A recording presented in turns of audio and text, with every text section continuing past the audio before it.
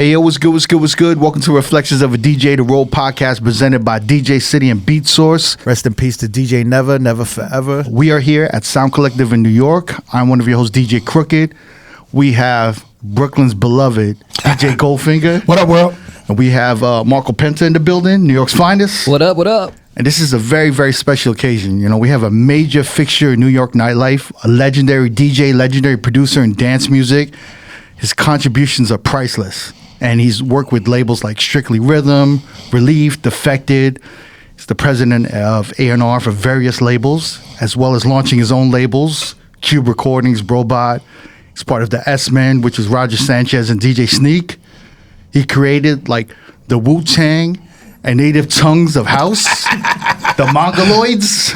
We're going to talk about the Mongaloids. Him and his close friend, Armand Van Helden, they were like running the streets of New York in the 90s.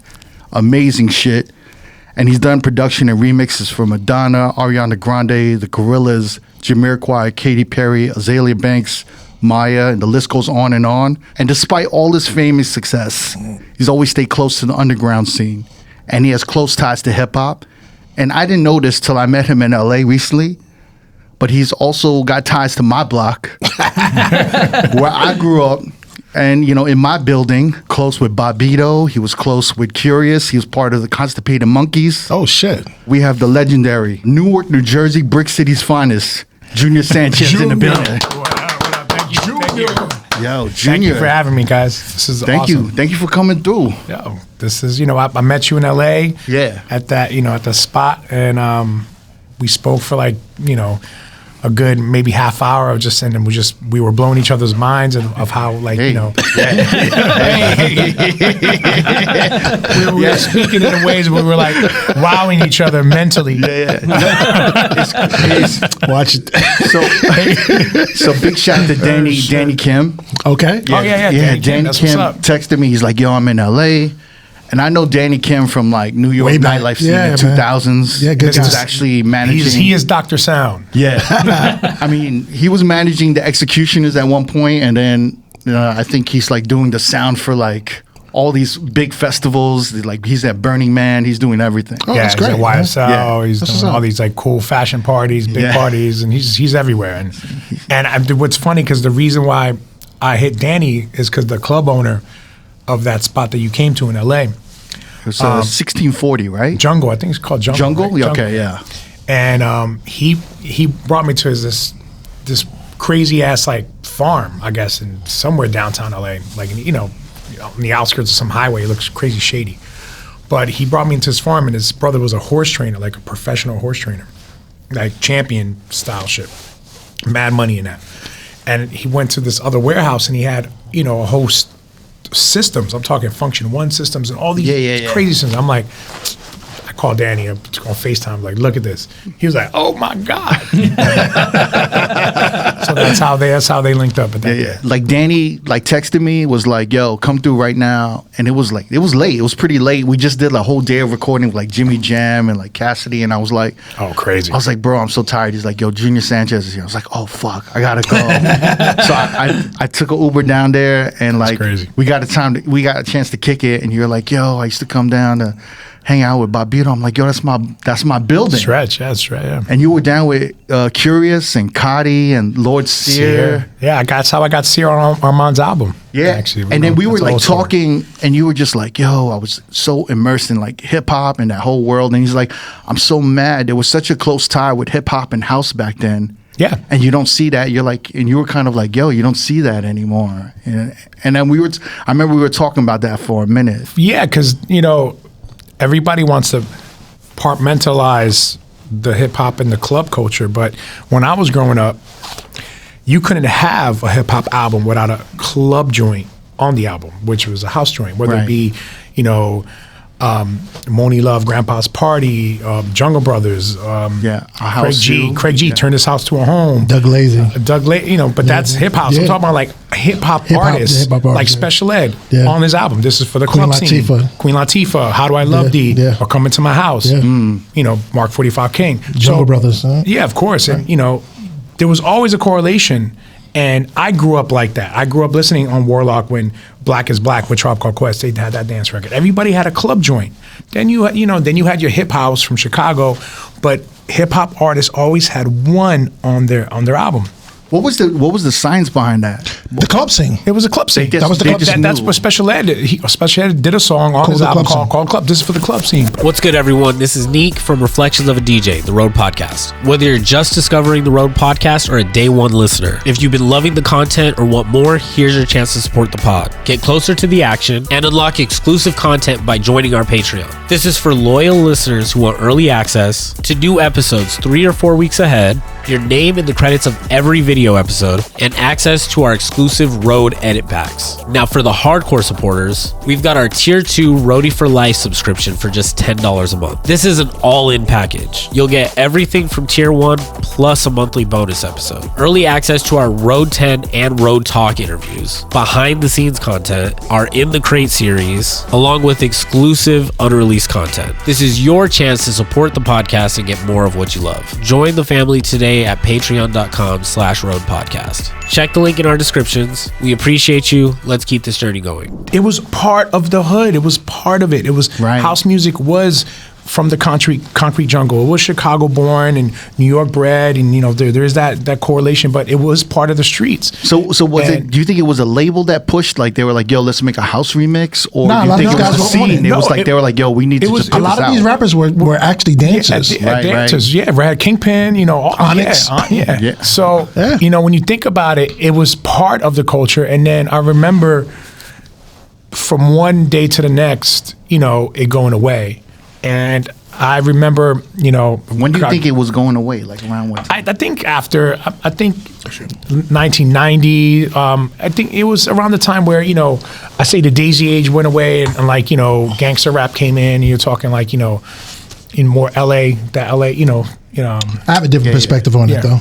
Okay. I think the club scene, it became like, hip hop started becoming a little bit more popular, and the clubs started. I hate to say this, but hip hop became a little bit more homophobic. Yeah. I was gonna touch on that because which is really funny. I understood that what he just said, but I couldn't pinpoint it.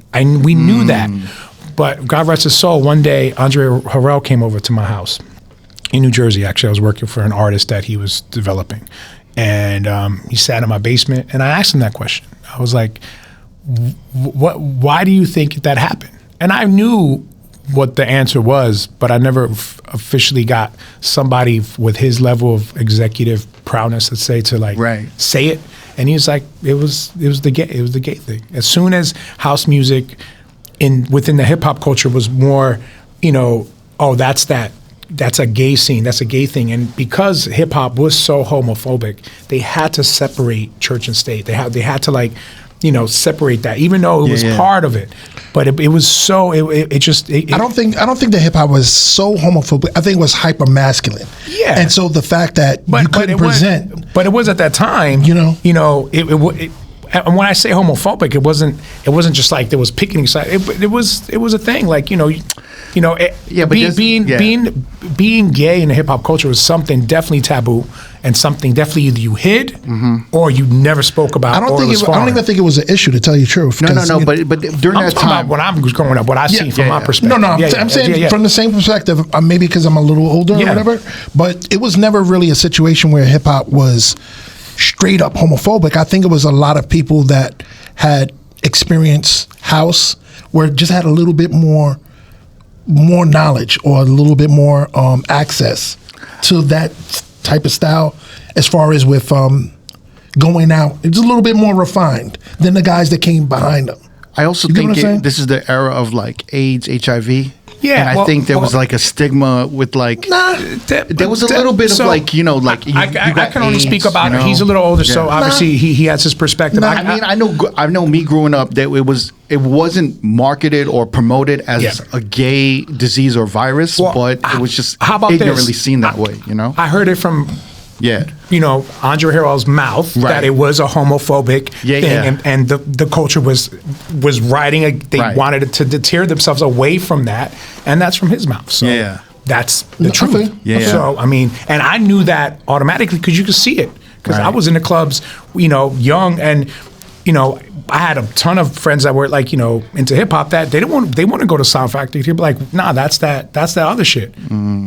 But it's also a social mindset. It's how you grew up. It's who you're around. It's who you molded with. It's how you live. And if I grew up in a different way where, you know, when I was younger, I'm the youngest of 6. One of my brothers was gay. And he introduced me to Depeche Mode and a lot of new wave and different music. And I grew up doing graffiti, but I also grew up dancing and loving house music. And I loved hip hop. So my mind was a little bit more broader, and I had more of a artistic perspective than just, you know, being one dimensional and just this is what I'm about. And I'm gonna rock my Timbs and I'm just gonna play an MPC, or I'm gonna listen to this and I don't care about this style of hip hop, just this style of hip hop. It's about how you're nurtured. I think that's what culture is. I agree with what you're saying, but I also go back to the refined thing, because even if you are talking about the people that actually were making the house records at that time, they were a little bit more refined musically. They were a little bit more refined. I could tell you right now, Todd, I'll speak on Todd Terry because that's one of my best friends. Right. When he did Royal House, which turned into Jungle Brothers, I'll House You, he hated house music. He comes from freestyle. So he came from doing, you know, seduction and giggles and all the cutting records, freestyle, and that was his time. He loved it because it was all Latin, and it was he would tell me stories. It's like that was his moment of just mad Latin bitches. Like, it was just like, and he was so. And you play Todd a freestyle record right now. He's just dancing. You can shout see, out to Todd, man. You can see him glow. He glows. but then he was like.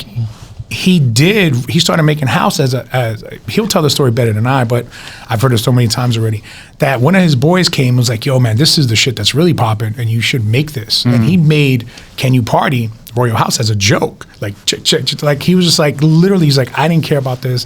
I just did it. And it just happened to be that thing that just happened. And then it was Jungle Brothers, but it was, what's his name? Red, from Red Alert, which I guess he was one of the nephews of he played him the record, and then they just spat over it. And next you know, you have I'll House You, and that just happened. And then Todd, obviously, that whole freestyle Latin hip hop we used to call it. I call it Latin hip hop. Freestyle to me is weird because, you know, freestyle was black, then Puerto Rican, then white. Yeah, you know, and then it went away. Like, you know. So, wait, so you call freestyle Latin hip hop? Latin hip hop. Oh, I call it the fever. I just call it the fever really, because there's different levels of freestyle. Yeah. You know, and to me, like when you listen to Hanson and Davis or Joy Sims or Shannon, that's a moment. That's almost, you know, some records even go like an R&B way, like, you know, All in All. Yeah. Like that, like Mantronics. That whole time. Yeah. Shout out Bryce Wilson. Yeah. Like that whole time it's a special time. And then, you know, that's where Todd and Louie and all them come from. So when Todd fell into house music, he didn't plan it. It was just like, oh, this is what's happening, and I guess I got to fit in. And he just, you know, his signature sound. When you listen to Coro, those freestyle records, listen to those drums. They sound like Todd Terry. I didn't realize that because, you know, we in the hood. You know, remember the record "Can You Feel It"? Can you? Yeah. We love that fucking that's record. Black Riot. But that was before Jungle Brothers. Yeah, that was before. That was a little bit before that. So, but that was Black Riot. But Jungle Brothers. Remember that record was called Royal House Can You Party? I remember that. I remember so that was way before. So that was around the time Black Riot was Can You Party first and Black Riot. So those records are early. It wasn't until later than that Jungle Brothers jumped on. Right. Yeah. But you guys should have Todd here too. Yeah, definitely. Todd, come on the show. Come on the show, Todd. Actually, I wanted to ask you, because like I know you listened to like a lot of freestyle back in the day. Was that how you came across Acid Crash? Yeah, it was a double-sided. It was funny because one side was it was Tyree Acid Crash, and the other side was a freestyle song. Something hot. Red Hot? Red Hot.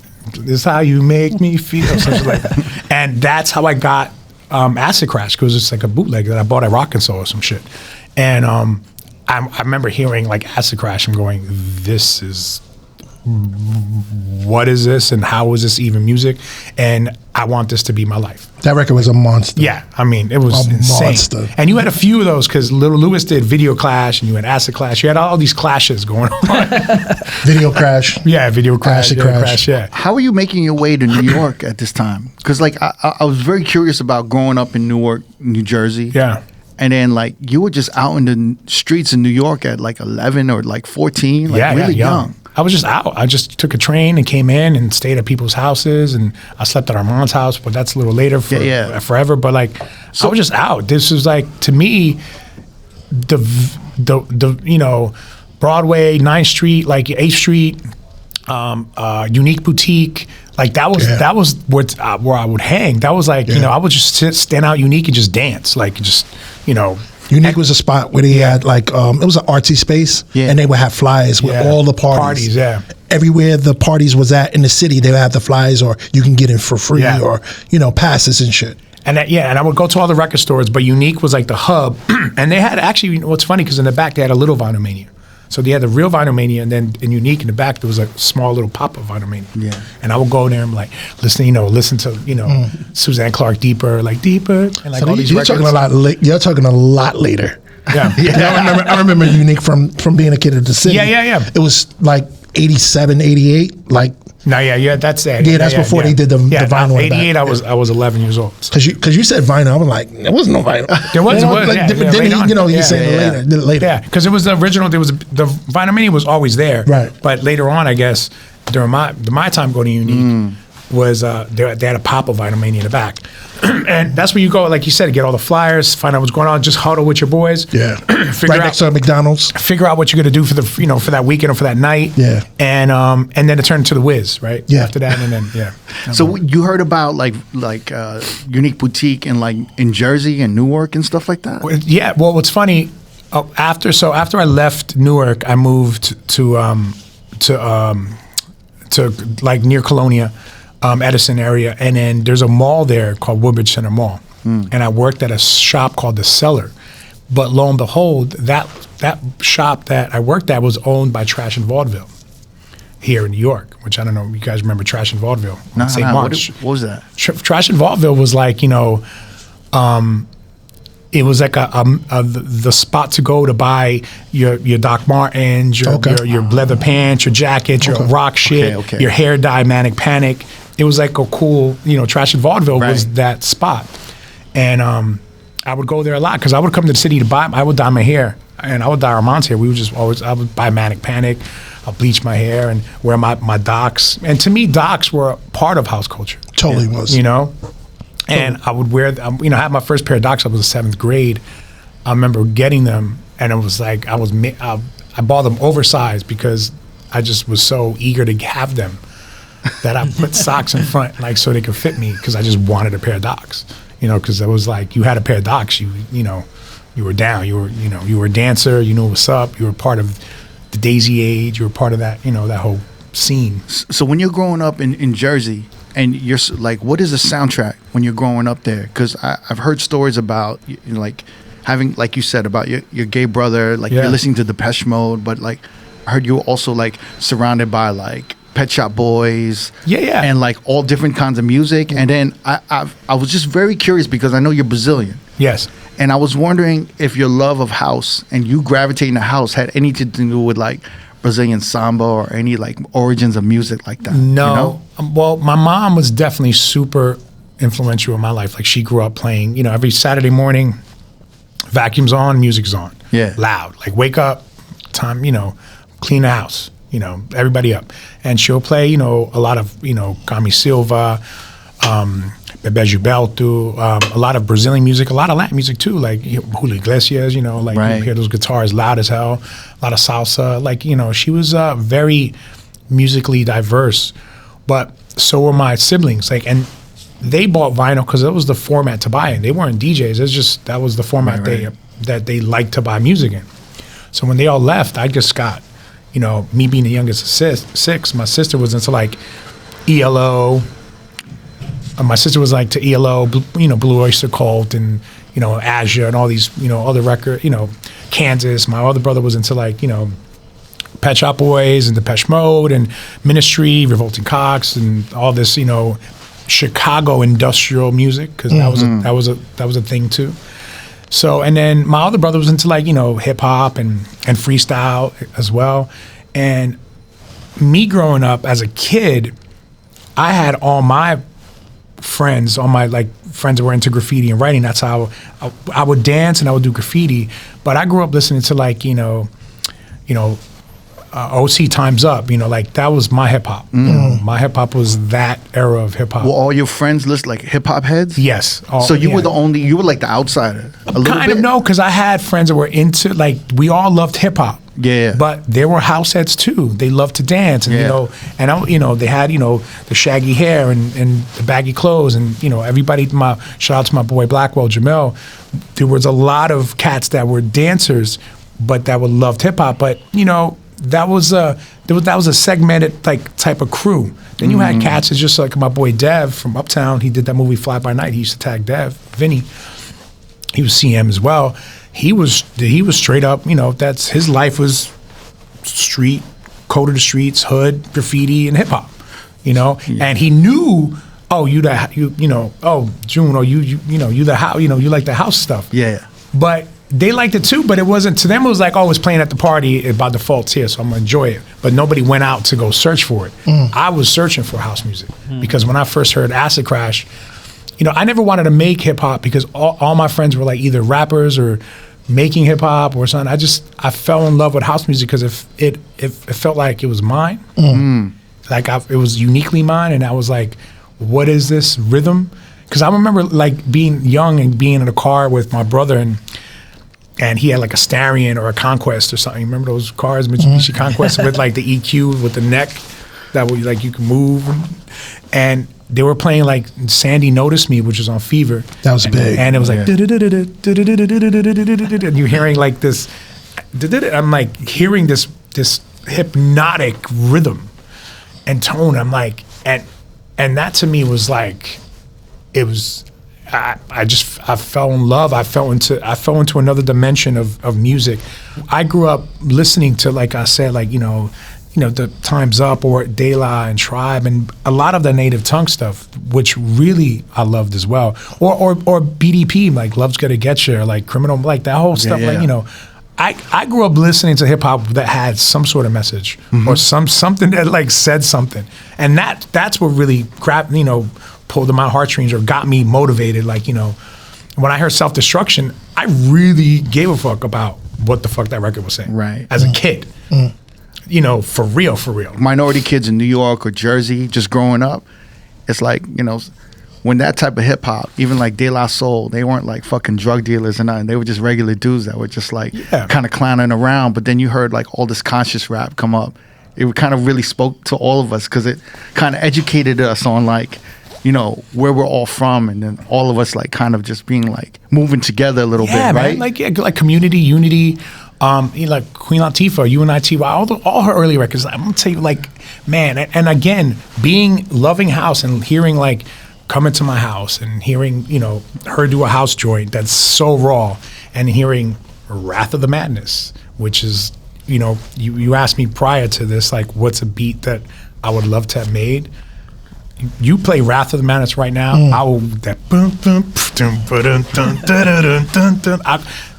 that beat is I literally get goosebumps just thinking about that record. And I actually told Queen Latifah, I'm like, I love Wrath of the Madness because she's so hard on that record, and it's such a record that to me, growing up, I would listen. The moment that record hits, I'm wilding out. I mean, it's such an amazing beat, to me. As a young kid, it still resonates to this day. So then you come into New York, right? Did you come to New York to like for the dance music or for graph, or both? For both. More graffiti. I would come in and do graffiti because everybody wanted to be all city, right? Like that was the whole thing. You and your crew of like Jersey graph writers, right? Yeah. You're like, yo, we gotta go bomb New York.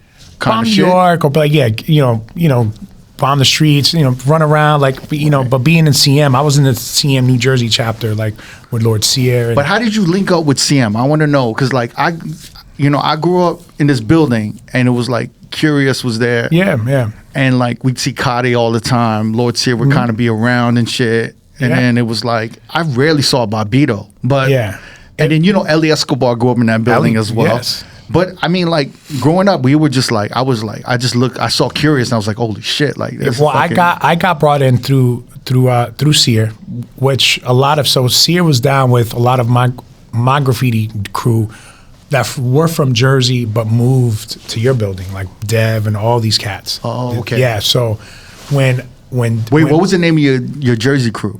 It was CM. So CM started in Jersey? Well, no, CM started in New York. Okay. But it started to spread out, and CM, our Jersey crew was CM. So Like, what did you tag? I used to tag Tense 1. Tense? Yeah, TNS 1. Yeah. Oh shit! I used to tag. I can't believe I'm talking about this. Yes, officer. Allegedly. It's like everyone had a black book.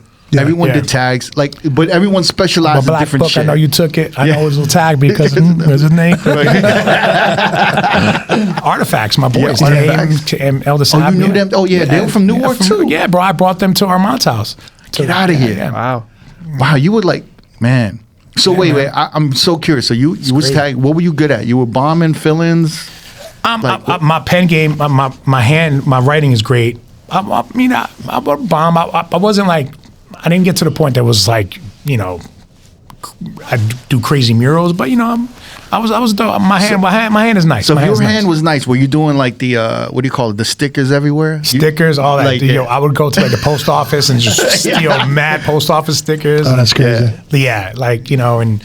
Get like shoot like the shoe polish and change it and right yeah. Or the fat caps I learned how to back in the day. I don't know how it is now. I'm sure that you would take a cap like from Lysol or Windex, and then you cut it. There's always a line in the cap, and then you would cut it a little bit wider to and that would make it spray a little wider. Stuff like that. That's crazy. So then, all right. So you're now with CM, and CM has always been Constipated Monkeys, or. Yeah, crazy motherfuckers, Constipated Monkeys. I thought it was Criminal Minded. Criminal Minded, yeah. I guess but it was definitely Constipated Monkeys, which I see. I thought that name came later. There's a subliminal record. Signed. There's a subliminal record, a house record that's called Constipated Monkeys. If you guys would know that, really? Yeah. And is that where the name came from? Of course, yeah, because I was involved in that. Yeah. Oh shit. The subliminal stuff. Oh wow. That's all. You look on Wikipedia where subliminal record started. You'll see me and Sneak on there. Wow. Yeah, that's dope. Right there. So around this time, you're like you're doing graph. You're coming into the city, so you're like fucking everywhere. You're part of hip hop. You're part of house. You're part of dance music. Back then, it was like Sheets and Pillows, The Muse. Right? But you got to remember that the scene still in New York still played house. We still had Sound Factory Bar. We still had those clubs. On Wednesdays, yeah. So Jersey was pretty much like a mirror to New York. Yeah. But people in New York didn't know too much about Jersey, and maybe people in Jersey didn't know too much about New York. Yeah. So like if you was going shopping, you would go to the mall, get an Aeropastelli or some shit like that. But you would find out when you go to Atrium. Yeah, Atrium, right? Renaissance. Yeah, definitely. And so you would go out there to maybe get some gear and I heard about Sensations. I heard about Club 88 or something Black like Box, that. I heard about what was the other big club? Club America. Nah, not in Newark. No, I'm talking about Jersey. The one that everybody Zanzibar. Yeah. So you would hear about these clubs. The Lincoln Motel. You would hear about these clubs and you would be like, yo, I'm going out there to Jersey. And those same guys in Jersey probably was like, yo, I'm coming to New York. Yeah. So then you're out and about. What actually got you? What pulled the trigger to get you into DJing? Well, I started DJing around 11, 12 years old. Yeah. I would put when I first started DJing, I would put, my mom had 2 record players, the one that you used and the one you didn't touch, like the nice one, like a Sanyo, which she thought was nice. With the wood panels or some shit? Yeah. The wood panels you could touch. That had an 8-track built in and had its own speaker. But I would put them both together and just put one volume up, one volume down. Just that's how I kind of pre-mixer. Yeah, I was being inventive and a kid. But I got my first turntable. What kind of turntable? Well, okay, so before my 1200, I got my first turntable. It was like a Techniques, belt-driven turntable. Yeah. I was having a conversation with a bunch of motherfuckers, and they were certain kids that their parents had money, their family had money, and they got Technique 1200s. And I was like, at that time, a 12 or 13-year-old with Technique 1200s is like seeing a kid with like a Mercedes Benz. Yeah, I mean, it was like impossible like to get. I'll tell you guys a story that I haven't really shared much, but I was so I was in high school, I was a freshman in high school, and I was dating this girl where, so I guess what's a freshman in high school? I'm like 13, 14, Yeah. yeah. And dating this girl, her name was Brianna Roccamonte, and her family were amazing. Dad Italian, mother Jewish. We call her pizza bagel all the time. And they were like super supportive of me, and my family wasn't. Like they were like the family were supportive, and they really believed in me. And I woke up a Christmas morning at their house, and I had a 1200, a black 1200, which maybe was a 1210, Mark II. What would you say her name was? Brianna, the Roccamonte. And I remember opening it. I'd never forget this. I remember opening the box and just like crying, like tearing. She buying 12s? That's crazy. And I remember off the bat. She must have really liked you. The moms too. No, it was the mom, yeah. The family, yeah. They supported me. They were like, they really believed in me. They were like, you can go out to those clubs. My daughter's not going to go, but you can. They were like, and I went. I would, So you got one? So I got one that year, but it was funny because I opened it up and I looked at the plug. It was European. Like it was the English plug at the, I was like, damn. So I was like immediately like, we got to go to Radio Shack. So I went to Radio Shack, got the converter. You got to open it up, and you inside the 12, you change. You have to turn it. You change the voltage, the voltage for America. So I knew all that shit already. And I had my first turntable, and I got that with the belt drive for a while. Then the next year I got the other one, and that was all from them. And they, I would say, were, beyond my own drive and ambition. They were the belief catalyst that, they gave me that courage to really, do it. Because I don't think without them, I don't know if maybe it would have turned out the same way, Really? Yeah. Because like working class families, like they don't want their firstborns in America to be like fucking DJs or like they wanted us to go to college and like fucking work in like some corporate job for the rest of our lives and be like a lawyer. Hey, yo, what's good? This is the R.O.A.D podcast, Reflections of a DJ. We're here in New York City and we have invaded the Sound Collective. Now I want to explain what the Sound Collective is. I got my man Lefty from the Sound Collective here. Lefty, thank you for having us and hosting this beautiful studio for us. Exactly what is the Sound Collective here in New York? Modern, state-of-the-art facility with tons of production gear. And one side of it is you can be a member and you can come here and pay monthly to use the rooms and the gear and sign out time and our space. We have a state-of-the-art studio. We have all these production stations, DJ stations, instrument practicing rooms and such like that. And you also like teach. You have like classes and sessions, right? We have intensive programs, short-term programs that people can come and take Saturday classes on DJing, production. There's like kind of a community building within where there's like DJs, producers, musicians. Up and coming producers, people honing their craft and learning, and DJs and all these things. And they come here and practice, and we have all the new gear, so they come to check that out and get familiar. And a lot of DJs will come in from out of town and be like, let me get a day pass so I can just get a refresh on the 3000s and the V10. And what's great is that a lot of our guests, everyone from like Clark Kent to the technician to like Camilo, they come in here and they're just like, holy shit. You want to play with all the gear, man? Yeah. I didn't even realize this, but you guys have like studio spaces where people can do live streams and they can do their Twitch streams. Yep. We got a whole green screen set up already, multicam, full on switcher. Like we also do a lot of events here. We're bringing a lot of outside talent, organizations. We got a big event coming up with DJ City, Beat Source, and Serato. That's part of our family. Yeah. We did a big one last year with them. We got another one coming up. For our listeners, is there any way we could hook them up with a deal, or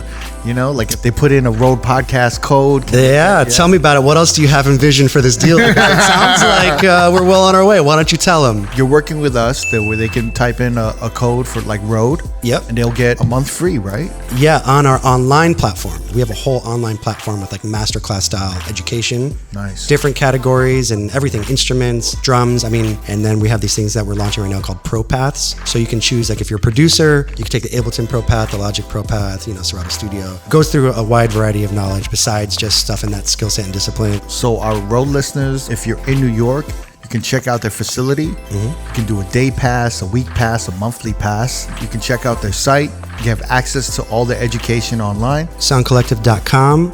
We also have a YouTube channel that has some of our content from the educational courses, and all of our events are live streamed and put up there. I hope we can come back here and use your facilities again. Looking forward to it. Shout out to Lefty and the Sound Collective. Thank you so much. So tell us more about the scene in Jersey. Like, you said you love the house, but hip hop is definitely in Jersey. Oh, no doubt, yeah. So, which brings me to this topic, and I'm 9 years younger than Armand Van Helden. Like he's not. Yeah, I'm 9 years his junior. He's 9 years my senior. Yeah. So when I met him, he was like my big brother, and like I was like this wild young kid to him. Which is kind of crazy. Which is crazy, but a lot of people lump me into that time because I was like the last of the Mohicans, the last of the cats that were like brought in and co-signed, and Todd and Louie and Kenny and everybody was like, all right, we like this kid.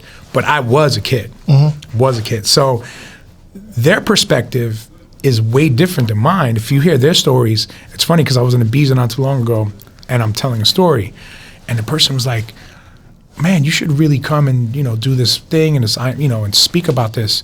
Because we always thought, when you hear it from Todd or hear it from Armand, like, you kind of hear one story, you heard it all. Yeah. But I'm like, no, I have like almost a 10-year age from Armand to 15, at almost, X amount from the other. So my perspective was a younger perspective. I was going to Strictly Rhythm with blue hair and with a backpack looking like a little raver coming from NASA, and then being a house head. I was cross-pollinating in worlds where a lot of house heads weren't going to. Like nobody was going to NASA and going to the shelter, or going to like Sound Factory Bar. So I was a different kid because I was a young kid growing up in house music and hip hop and being alternative, but also discovering rave culture and going. So can you explain that a little bit? Because like I know want to get that in.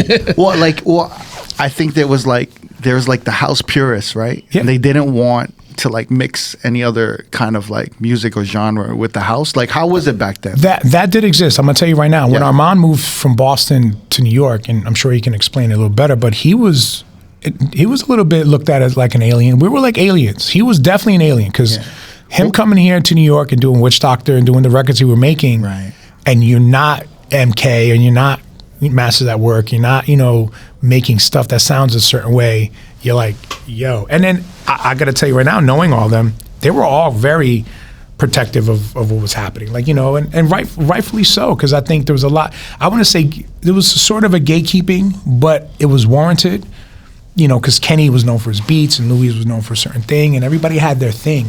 So when you had somebody like Armand and myself come in, especially him at that time, because his records were really blowing up, doing shit that was a little bit left, everyone was like, what is going on here? And we were definitely more of the outcasts at that time, for sure.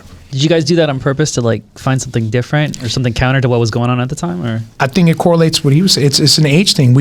Because Armand was also younger than the people we looked up to, like which would be, Kenny and Louie and Todd. Todd to us was the end, like the god. He was like the premier of house music for us. He was like the cat that would just brought hip hop attitude to making house music because it was all sample based. Yeah. And that's all we wanted to do anything because none of us were real musicians. We learned how to become, I guess, musicians, let's say, in the course of doing this. But Todd was just like, he was the god to us. He was like, he was the person that was like, oh, if he can make records like Premier makes house music, then we can do this too. It's definitely like the hip hop influence, right? Because there's no rules with hip hop. So like when you come up in hip hop and you go into house, you're kind of like attributing some of like the freedom in hip hop to sample anything and to do anything, and then like apply it to like dance music a little bit. Yeah, right? And you guys look more like a mixture of hip hop too, right? We wanted to, because Armand doesn't look like a house DJ. No, everybody back in the day, everybody was like, they clowned him because he was like, did Ali G take his look? Remember that English guy? We used to call ourselves futuristic, alienistic b-boys, like house head b-boys, and we were these hip hop mentality alternative kids that loved house music. Yeah. And knew house music was part of hip hop and never denied it. Like, you know what I mean? It's a special point because it's like there was a split where it was hip hop and house were together. Then it was a split. And I think after... Like you're talking about like hip house and like maybe... No. I'm talking about after. I'm talking about like actually when hip hop guys were still fucking with the house. Yeah. But we weren't as involved or in the scene. You know what I mean? So it was about maybe 3 or 4 years where it passed where I guess they felt like, okay, these guys are not really with us anymore. We're just doing house. And we kind of like... They didn't shut us. They just kind of like was like, okay, they're doing that. We're doing this. You know, And what would be great is one day you get Pal Joey on here. You know, because he was one of the guys that was doing both. Well, Pal Joey did, hot music, but he also did Love's Gonna Get You. He did a lot of hip hop records. So, crazy. I mean, think about that. You got hot music or dance, Earth People, one of the two of the biggest house records ever that will today that will always be played. They're like the Mount Rushmore records. Those 2 records are there, and you got him doing like Love's Gonna Get You and all these amazing records, man. And that to me, that's how I just that was my world. Like it was okay to do that. That's why when I make house music, I could wake up and do a soulful record or do a record with Barbara Tucker or do a record, that's more techno leaning or darker. It's your mood, and I think it's okay to be experiment and to be expressive and make whatever you want as an artist. Right. It doesn't have to be one way. And Armand was doing that too as well. Yeah, because what's funny, he had AVA and he did all those hot butter on the popcorn. He had all those hip hop party breaks and shit. So I think we get in the timelines a little bit, kind of like because '93 when he's talking about Pal Joey and all that stuff. That's '93. This is commonplace where hip hop and house is still together. By the time AVA comes, it's like 97, 98. Right. So it's a little bit of a separation. For sure. You know what I mean? Yeah. So when they came with the hip hop, these guys had been doing house. They were like, "Yo, we kind of been doing Bobby house. Condons, We kind of been doing house for a while without the hip hop." Right. You know what I mean? Mm-hmm. So now you come in with this. That's why he said that they felt like they were looked as aliens. Yeah. Because a lot of the house guys were like, "We're doing traditional house now." Yeah. You get what I'm saying? Yeah. That was definitely the case where, we brought a new energy to what was happening in New York at the time. And I can tell you the perfect moment I saw cross-pollination, 1993. So 1993, the Shelter on Varick, right? 6 Hubert Street. On Saturdays was Shelter. On Fridays it was a rave night created by Scott ODB and Mr. Clean and a bunch of these rave luminaries called NASA, Nocturnal Audio Sensory Awakening. It ran for 1 year into Shelter, 1993-94. I wanted to ask you about this, And that was probably one of the most monumental things ever because that's where I saw Moby play. There's videos of me as a kid. I'll send it to you with blonde hair, like just in front of the booth watching Moby DJ. And Soul Slinger, Ani, who went on, to join Delight after tour. Ani Quinn. Wow. Went on to join Delight after, he is an absolute legend and a beautiful. Shout out to Ani Quinn. Shout out to Ani, who went on to, join Delight after Tay left. And I saw he was a drum and bass junglist DJ there. I was amazed every time he played. But he's nasty. Like he could scratch and juggle. He's incredible. He's incredible. So I remember going there and living this rave kid world because I was a kid. Yeah. And to me, I was like, I already knew Kerry Chandler. I already knew house music to my core, but I was now experiencing a whole new world of just techno, hard house and Sven Vath and all these shit. I'm like, what is going on here? And they had a smart bar in the back, which was fruity drinks, smart drinks, they called it. And I was like, where are these kids sucking on pacifiers? I'm like, this is pre-kids days too. Kids was the movie. Yeah. So, and were you experimenting with any drugs? And no, I wasn't. I experimented later. I was literally focused. Right. Once I started making music, I did drink a little bit too much, but I didn't start experimenting later in life as I was older. Right. I was just like a horse with blinders. I just wanted music was my drug. But I'll tell you a funny story. During that time, I remember walking into the main floor of NASA, which is Shelter, and Soul Slinger was playing. I never forget this. And he was playing Grandpa, She's Gaga, She's Crazy, by Kerry Chandler. And I'm looking around. I'm like, all these white little kids don't know what the hell is going on right here? Because it was a moment for me because I'm a kid, but I'm a raver kid, but I'm a soulful house, Newark, New Jersey bred kid in this rave, and he's playing something from my home, like Kerry from Jersey, like our hometown. He's from, the Oranges. So I'm like, I feel nostalgic, and I'm like, this is happening.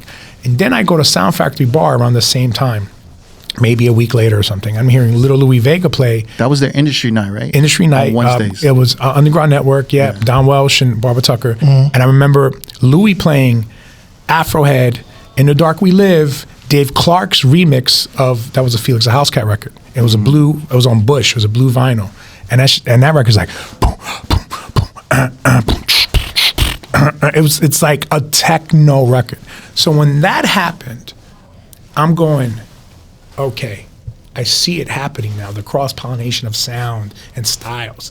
If Louis could be playing a Dave Clark, he's a techno legend. Right.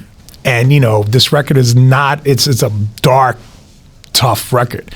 And I'm going into this rave and I'm hearing, she's gaga, she's crazy, my lady. I'm like, okay, it's happening. I'm seeing it, I'm witnessing it firsthand that we can, Louis can play techno and he can play house and we can do this cross-pollinating, we can be a little different. And that was a big moment for me to, in my head going, people are getting it now. They are getting it. It's not, if Louis is playing this record, it doesn't have to just be Arnold Jarvis. It could be a techno record and people can accept it and dance to it. So that was a big moment for me. I never forget that. Wait, so at the time, were you going to the Peter Gation clubs at the time and going to the raves? Was there a difference between the two? Or there was. The Peter Gation clubs was more of the club kid scene, and I DJ'd. And my first residency, I was 15, 16 at the Terry Mogliere room at Club USA. And I would play those stairs are wild. I remember that. And I would play JD records until Lionel Richie. I was wild, experimenting because that was a place to experiment. But then I would play the Shampoo Room and Limelight and Tunnel. But how did you get there? My friends were promoters. My friends were they were all my friends who would shout out to Matt B and Jamel and Matt, my boy Matt's a doctor now, geriatric doctor. My man was, all up in the clubs, had his list. So you were kind of starting to DJ a little bit? Yeah. But were you building a name or were you just kind of just in the scene and everyone knew you? No, I was building a name. I think, at that time, during that time, this is pre, Armand moving to New York and I was already DJing the Limelight and I remember going to Palladium, pick up my check from Peter Gation's wife. Her name was Alex. I remember, get your check. And this is before maybe a little before I even released my first record on Strictly. So this is you're 14, 15. I realize now how young That's insane. You don't. Right. I didn't think about it. I didn't think about it till I saw my nephew one day come to my house, and he was complaining about his life, and I'm like, because I thought everybody got this shit figured out, but I was obviously wrong. I was like, get your shit. What do you mean? You don't know what you want to do? I knew what I wanted to do early. So I just naively thought that's how the world worked. But I also was the type of cat that saw Grease 2 or I was like, oh, as soon as we go to high school, we're gonna just break out into song and start singing. I just my life, I really didn't really get it. It was like, that's great. Because you just again, I grew up very I guess it was my escape from just, the reality of life is just looking at art and music. And, that's why I gravitated to graffiti or dancing or house music because it was just a different energy, I feel like you also were, I don't know if it's luck, but you were very lucky to bump into the right people. Yeah. So, I think who's a mentor to you? Was it Tony? Was it Tony Hernandez or Rodriguez? Tony Rodriguez. So yeah. So that's a story. That's crazy. Yeah. Did I tell you the story? No. So in 1988, I'm 11 years old. My brother comes with he's married to her to this day, but his girlfriend at the time was going to be his fiance. And he brings her to meet my mom. I'm sitting in the living room. And her name is Iris. She's sitting down and she sees a bunch of stacked records on the floor. She goes, oh, you like music? I'm like, yeah, I love music. She goes, well, and I'll try to explain this easy. She goes, my brother-in-law's brother, so her sister's husband's brother, so her brother-in-law's brother, so her sister's husband brother. She goes, he makes records And he goes by the name of Jose Chinga. I'm like, what? And I already knew who that was because he did a song called Fly Tetas, which is talking about titties. And it was like on Basement Records, and I think Craig Bevan with it. And it was like a freestyle record, but it was more him talking like, mira, right. And he did a song called My Left Nut, My Right Nut. He just did crazy records. And meanwhile, his dad was a pastor. It was hilarious. And I couldn't believe that was that was part of her family. So my brother lived with her brother-in-law and him in the basement before they got married. They didn't live together, and they lived in Irvington. So my mom was like, can I spend the weekend over there with my brother? She's like, yeah, and she's like, as long as you do the church, and I was doing my communion or something, and I was like, yeah, fine, whatever. And I would go over there, and I would literally, my brother lived in the basement, and with Tony's studio. And I remember walking down the stairs and seeing my first spaceship, like lights. I was like, this is crazy. And I was seeing like a mixing board for the first time. Everything. Yeah. Right? And I was consumed. And even to the point that I was like obsessed with him. Like he wore Quorum cologne. Quorum. Like, I don't know if y'all even, it's like, so I went to the drugstore and like got that cologne because I wanted to be him, And he gave me my first real Creator records. He went through all this stuff and gave me, he's like, here you go. That was my first real Creator records that were given to me. And you're like, what, like 11? I'm 11 years old. Yeah. Wow. So this is 80, nah, like, yeah, that's when it happened. It's so funny that all these like older people just gravitate to you. Why do you think that is? I don't know. Maybe I had an old soul, and also it wasn't commonplace. Yeah, it wasn't commonplace for an 11-year-old to love music that much, to be dedicated to wanting to be a DJ or and know that they wanted to be that. You know what I mean? Have you always been like passionate about shit, right? Definitely passionate to the point of if it could be a fault. I'm a very passionate person. I do give a fuck way too much. Right. So they spotted that shit early on. So what's funny, he kind of really mentored me because I remember him asking my brother, because he lived in Irvington and Don's 21 Diner was not too far from there. He was like, hey, I'm going to take your brother out to diner. It's like 3 a.m. So we walk and, he'd buy me disco fries. We talk and he, explained to me his life. And he treated me like an adult. He never treated me like a kid. Yeah. So as time went on, he was doing his thing, touring, whatever he was doing. And I got a little older, 11, 12, 13, wasn't going there as much, but went there for like maybe a year straight, And one day I'm DJing at Limelight and some guy comes up to me, he's this Italian guy. He's like, hey, you can make records like that, like you're DJing. I'm like, sure. Totally lying bullshit. I was like, yeah, of course I can. And he goes, you come to my studio. I'm like, all right, where's the studio?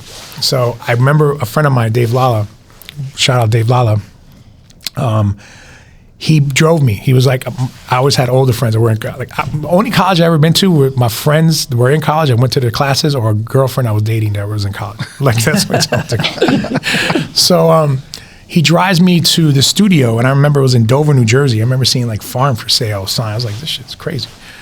But I go down to his studio, make long story short, and I see a console, and I was super inquisitive. How much is that? What's this do?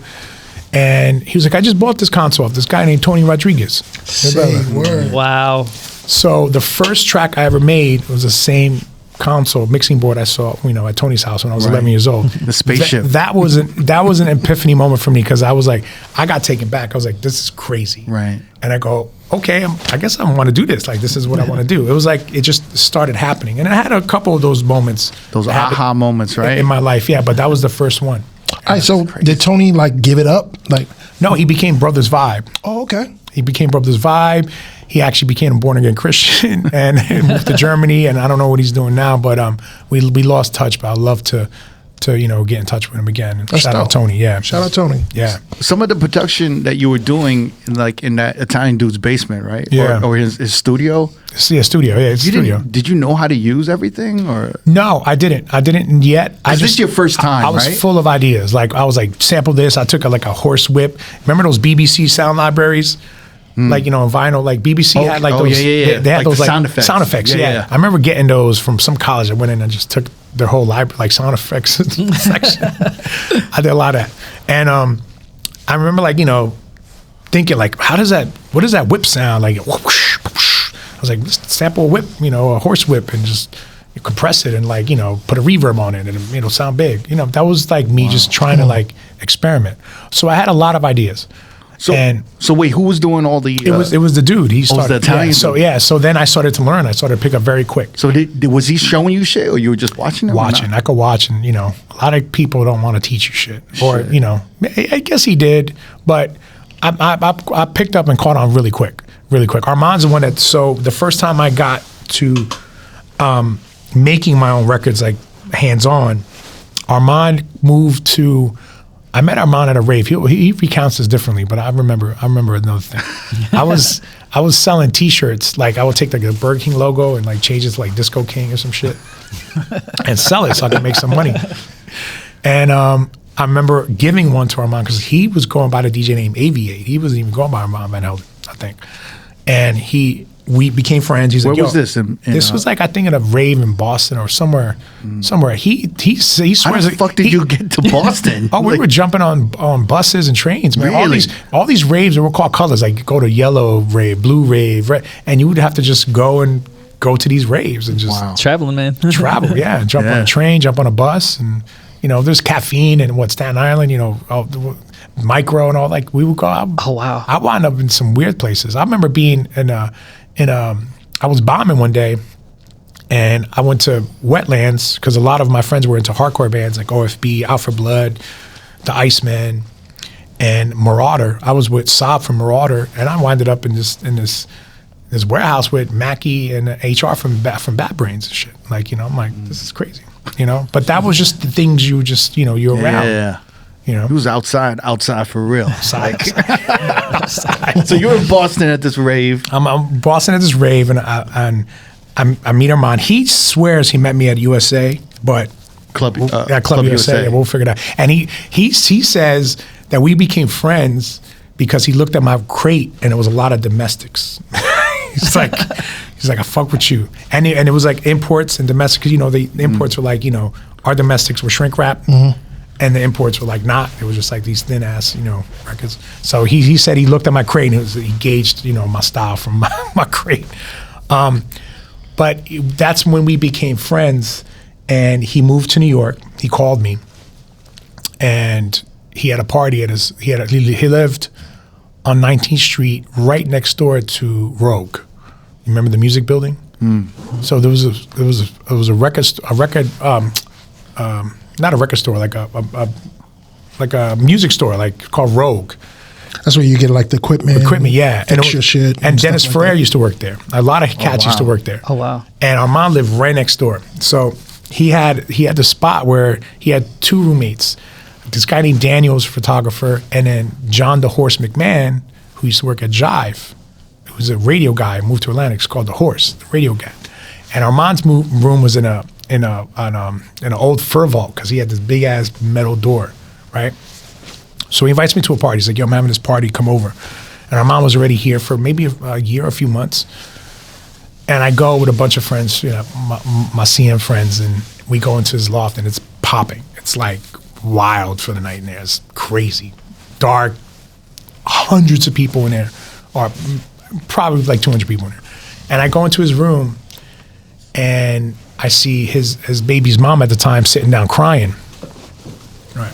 And I walk in and I'm kind of seeing, and I see Roger Sanchez standing up and he's sitting down and his baby's mom's crying. I thought I walked into an awkward moment. I was like, oh, I'm sorry. Like, do I have to leave? And they're like, no, it's all good. It's all good. And I don't know if they were on any substances. I have no idea, but it was definitely emotional in there. I'm like, what's wrong? And I was like, no, it's all good. It's all good. I just told Deuce that Roger made Love Dance.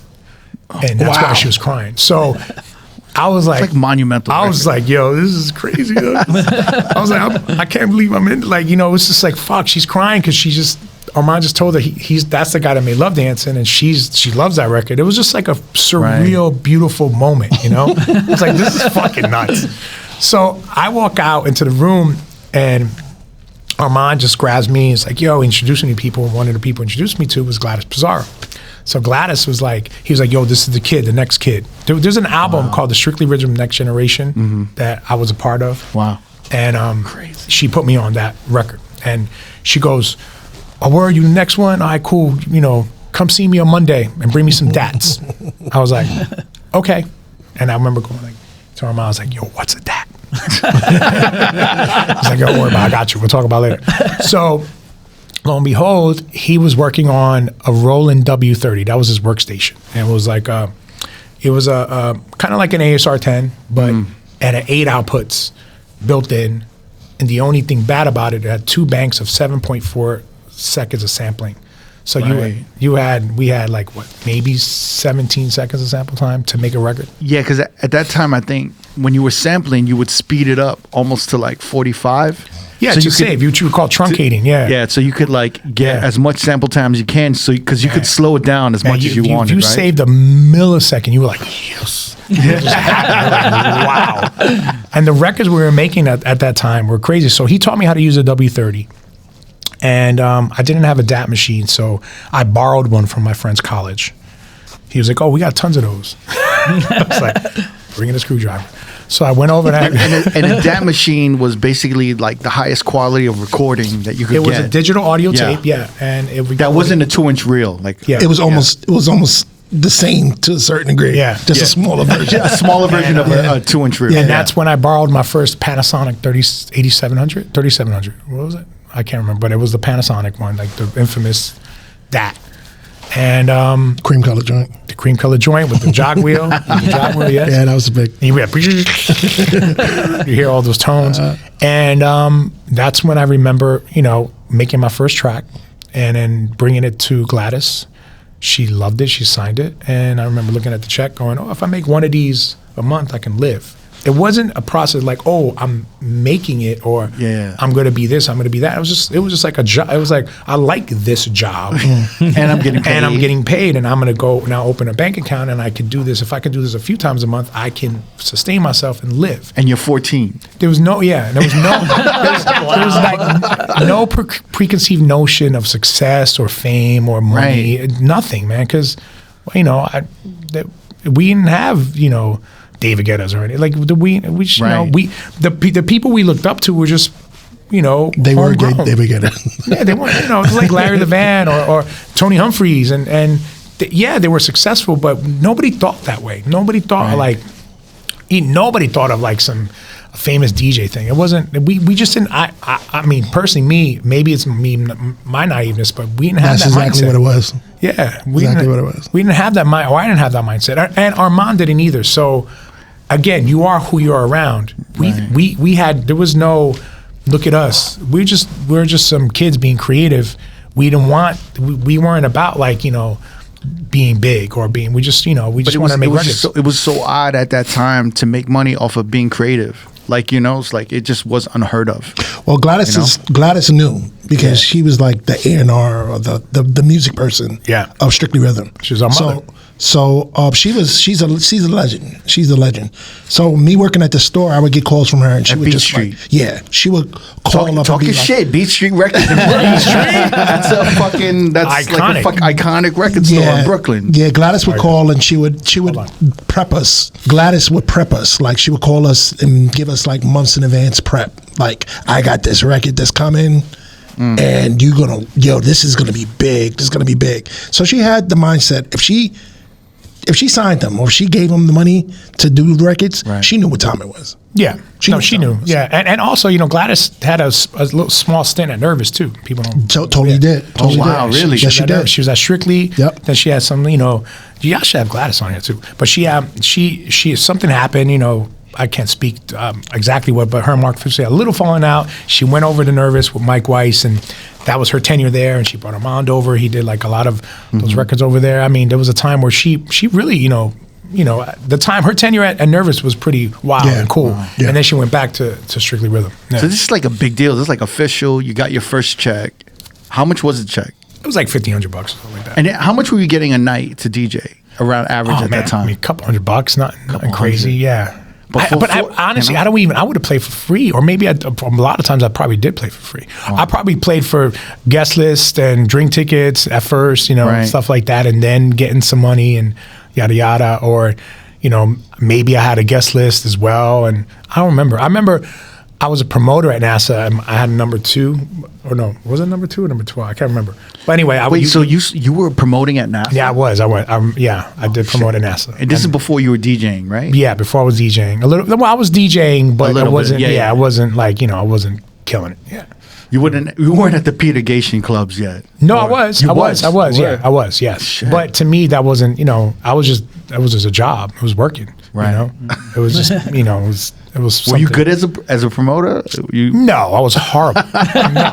Bro, I was just, a lot of times because you would put your number down, you get paid $1 per person. I never got paid. But I mean, I'm sure nobody ever brought my flyer in either. But yeah, I was a horrible promoter. Oh yeah, that's right. Back then you had to like give out flyers with your your tag on it. A stamp or something. Stamp or your number, and you knew that was you. So, or say your name. Yeah. You had to do that.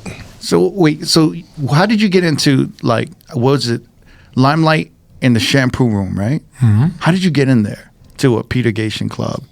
And I'm kind of wondering, I think Riz was there at the time. Riz, that's where I met Riz. Actually. Yeah. Me and Riz, we dated he was dating a girl, I was dating her sister. Oh my God.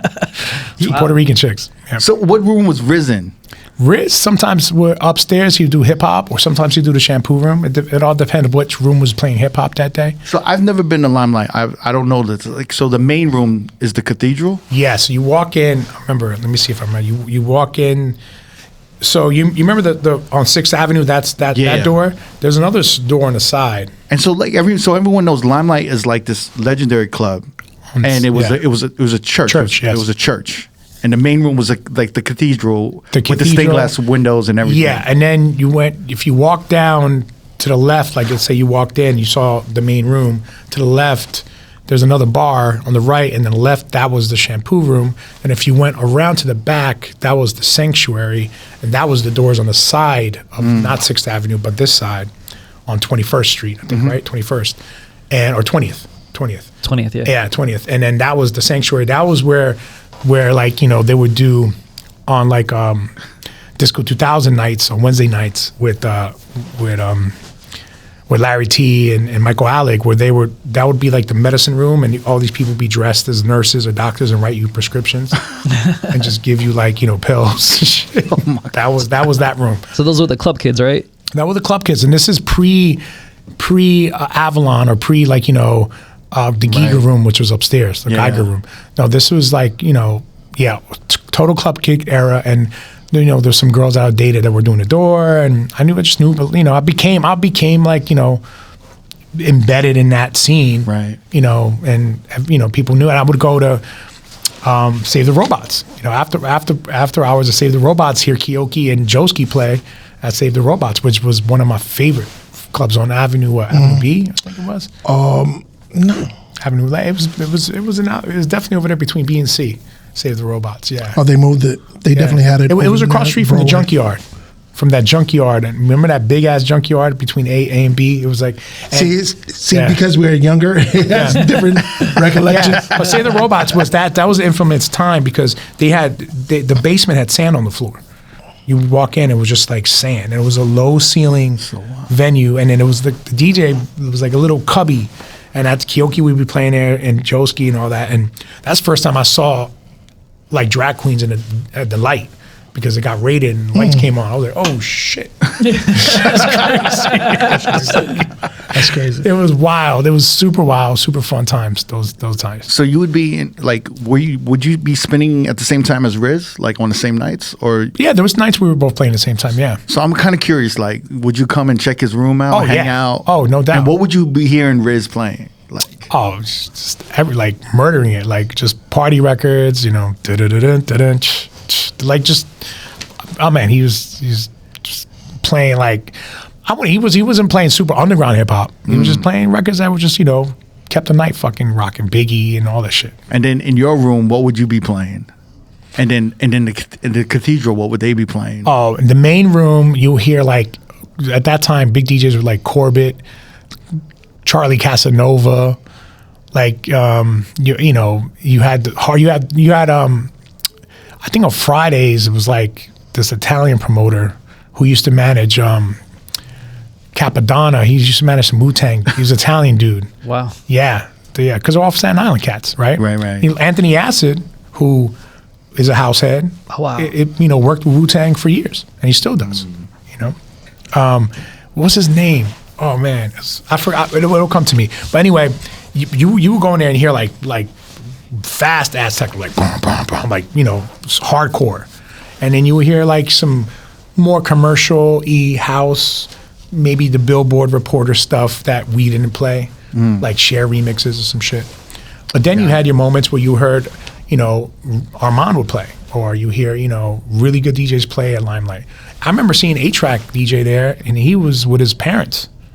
Oh, like young A-Track. Young A-Track, and he played Limelight. I remember we talked about that. Wow. And he smashed it. Limelight there was moments where you would hear great music, and there was moments you would just hear like, music that was just kind of like, kind of underground, but it wasn't. It was more circuit, let's say, more campy, But Limelight was definitely a pivotal creative. What I loved about that Peter Gatien era of New York is it had color. It was a circus. Spectacle. It was a spectacle, and you can see all forms of people. You saw, maybe some Banji boys or some hood kids, and you saw drag queens, and you saw a normal looking kid. It was everyone was congregating, black, white, Asian, doesn't matter, and everybody was in one space, and that was cool. And it was pre-bottle service, so it was the energy of a room or the night. Right. And you can go, if you weren't feeling what was happening in the main room, you go to the hip hop room, or you go to the jungle room, or you go to another space. So you had all these different vibes for whatever you were feeling at that moment. And that was, to me, a really cool thing about New York nightlife. It's just you had choices. So what were you playing in your room? You're listening to like Little Louis Vega. Yeah, I was. And then you're listening to, you're listening to all these different DJs. So like, I was very much a house head, but I was also experimenting. So like, if I would play a Kerry Chandler record, I would play a Music Man German record. It was more techno, but pitch it down. And like create a different. We would always try to do different things, but it was always. We would keep it as authentic as possible. I wasn't playing like, you're an inspiration to me, to like a bunch of, kids at Limelight, because they want to dig that soulful record. Right. But I knew how to keep myself authentic enough that I didn't do whack shit. Like that's one thing. So we come from a code of like no whack shit. I mean, to this day, I remember years ago I played at the Wynn. And somebody offered me a stupid money to play Bon Jovi. In Vegas? Yeah. Yeah. And it was this is before Vegas is like now Vegas, like EDM Vegas. This is like, when ICE was around.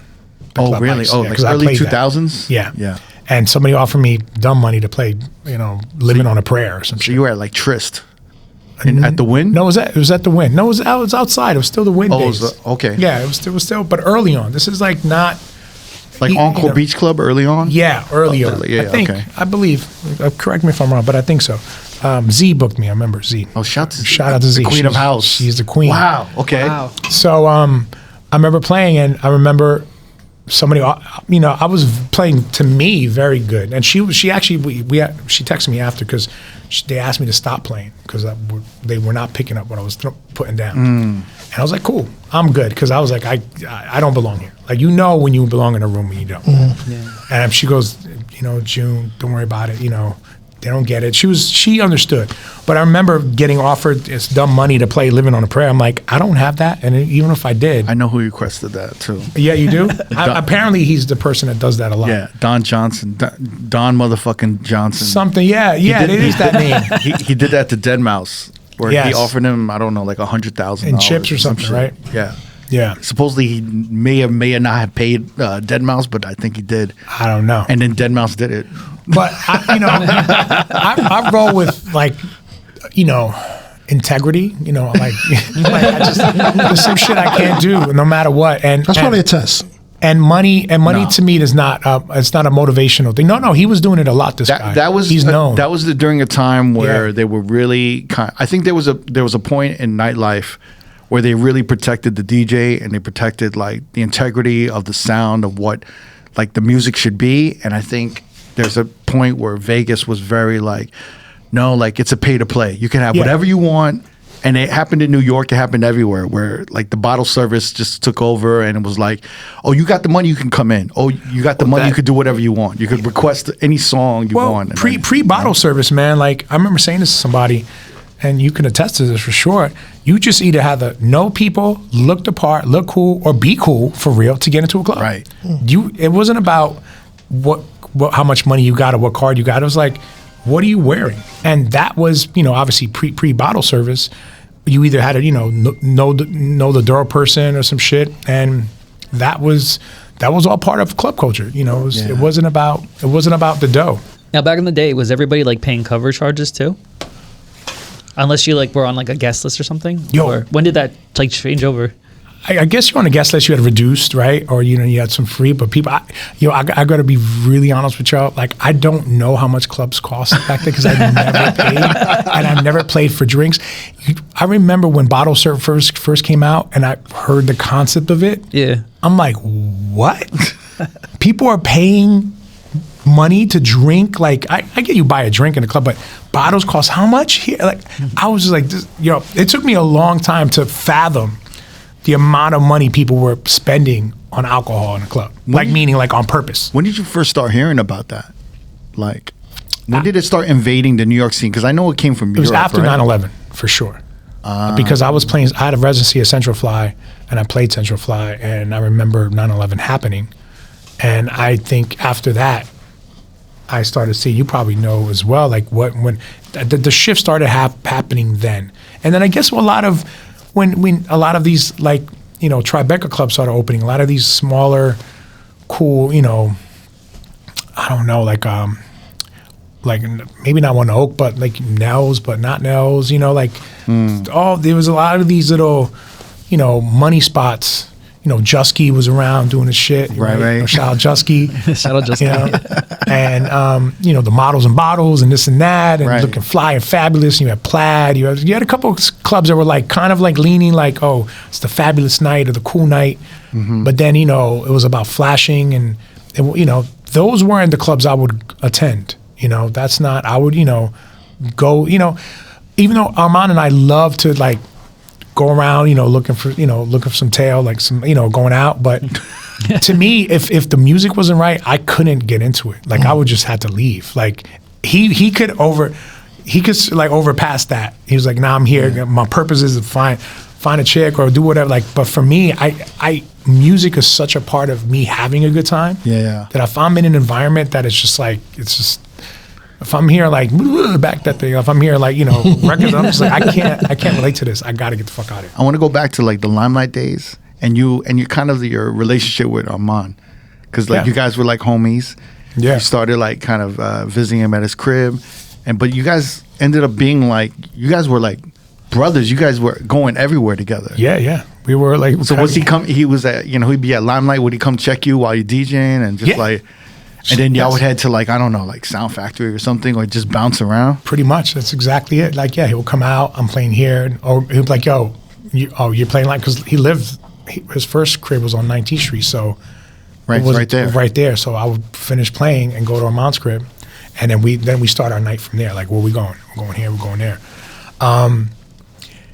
We were definitely, he was definitely my big brother that I didn't have, even though I had 6 of them. He was the brother that, for some reason he saw a spark in me of creativity, and I think now in hindsight, maybe I was his little kid muse where I just had so much energy and he was a little older. So he was balancing that and being around me going, what you got, kid? What you got, kid? And that's the vibe we had, and we were just inseparable.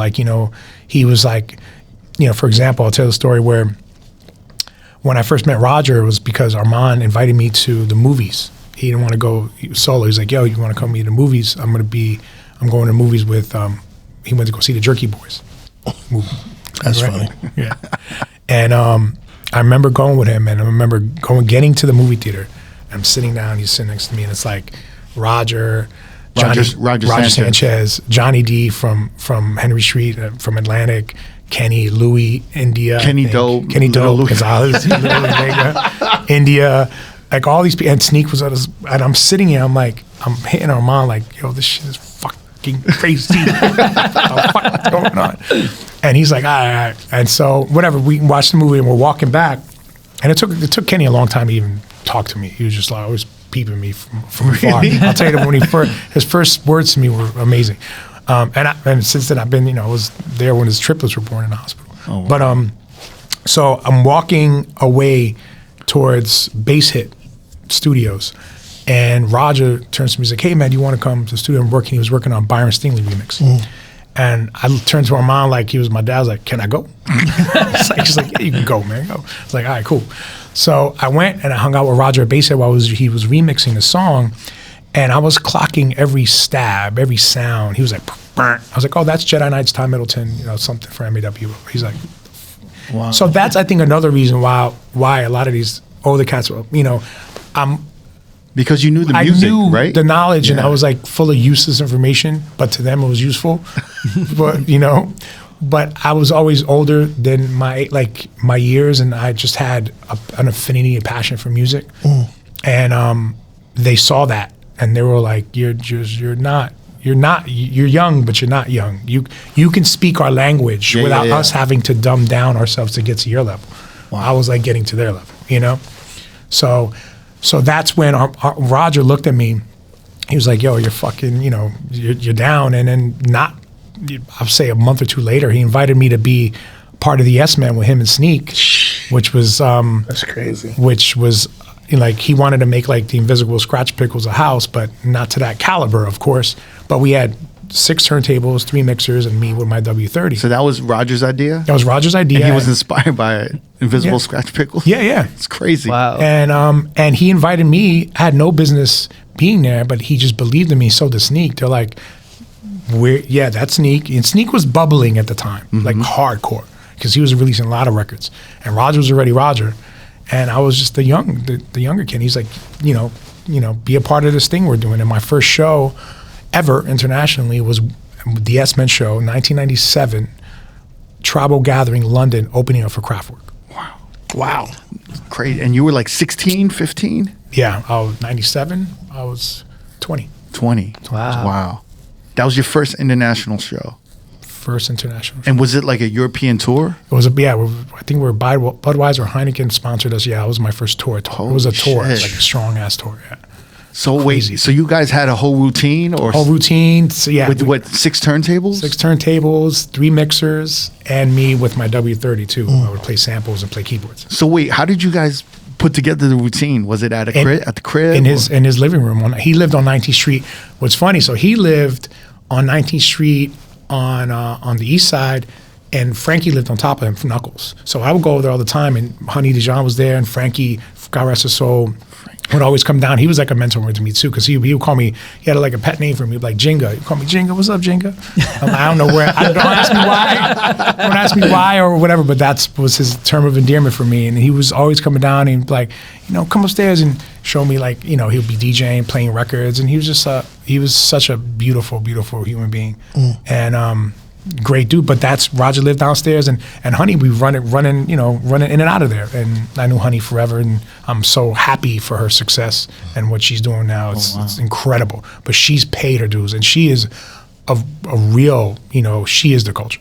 Wow. But we would rehearse in his living room, and that's how we started to do that. And that was kind of one of the offshoots of the Mongoloids thing that Armand and I started, which was, at the time, we wanted to make the Wu-Tang a house. But now that I really reflect, I think it's more like the native tongues of house music. But it definitely started with the Wu-Tang idea. So, like, you're part of the Smen, you're in this crew, you do your first European tour. Yeah. You come back, and then you have it in your head, like, yo, like, what planted the seed to create another crew? Well, I could tell you what happened when I played that show in London, and I remember thinking, well, if this stops here, I'm fine.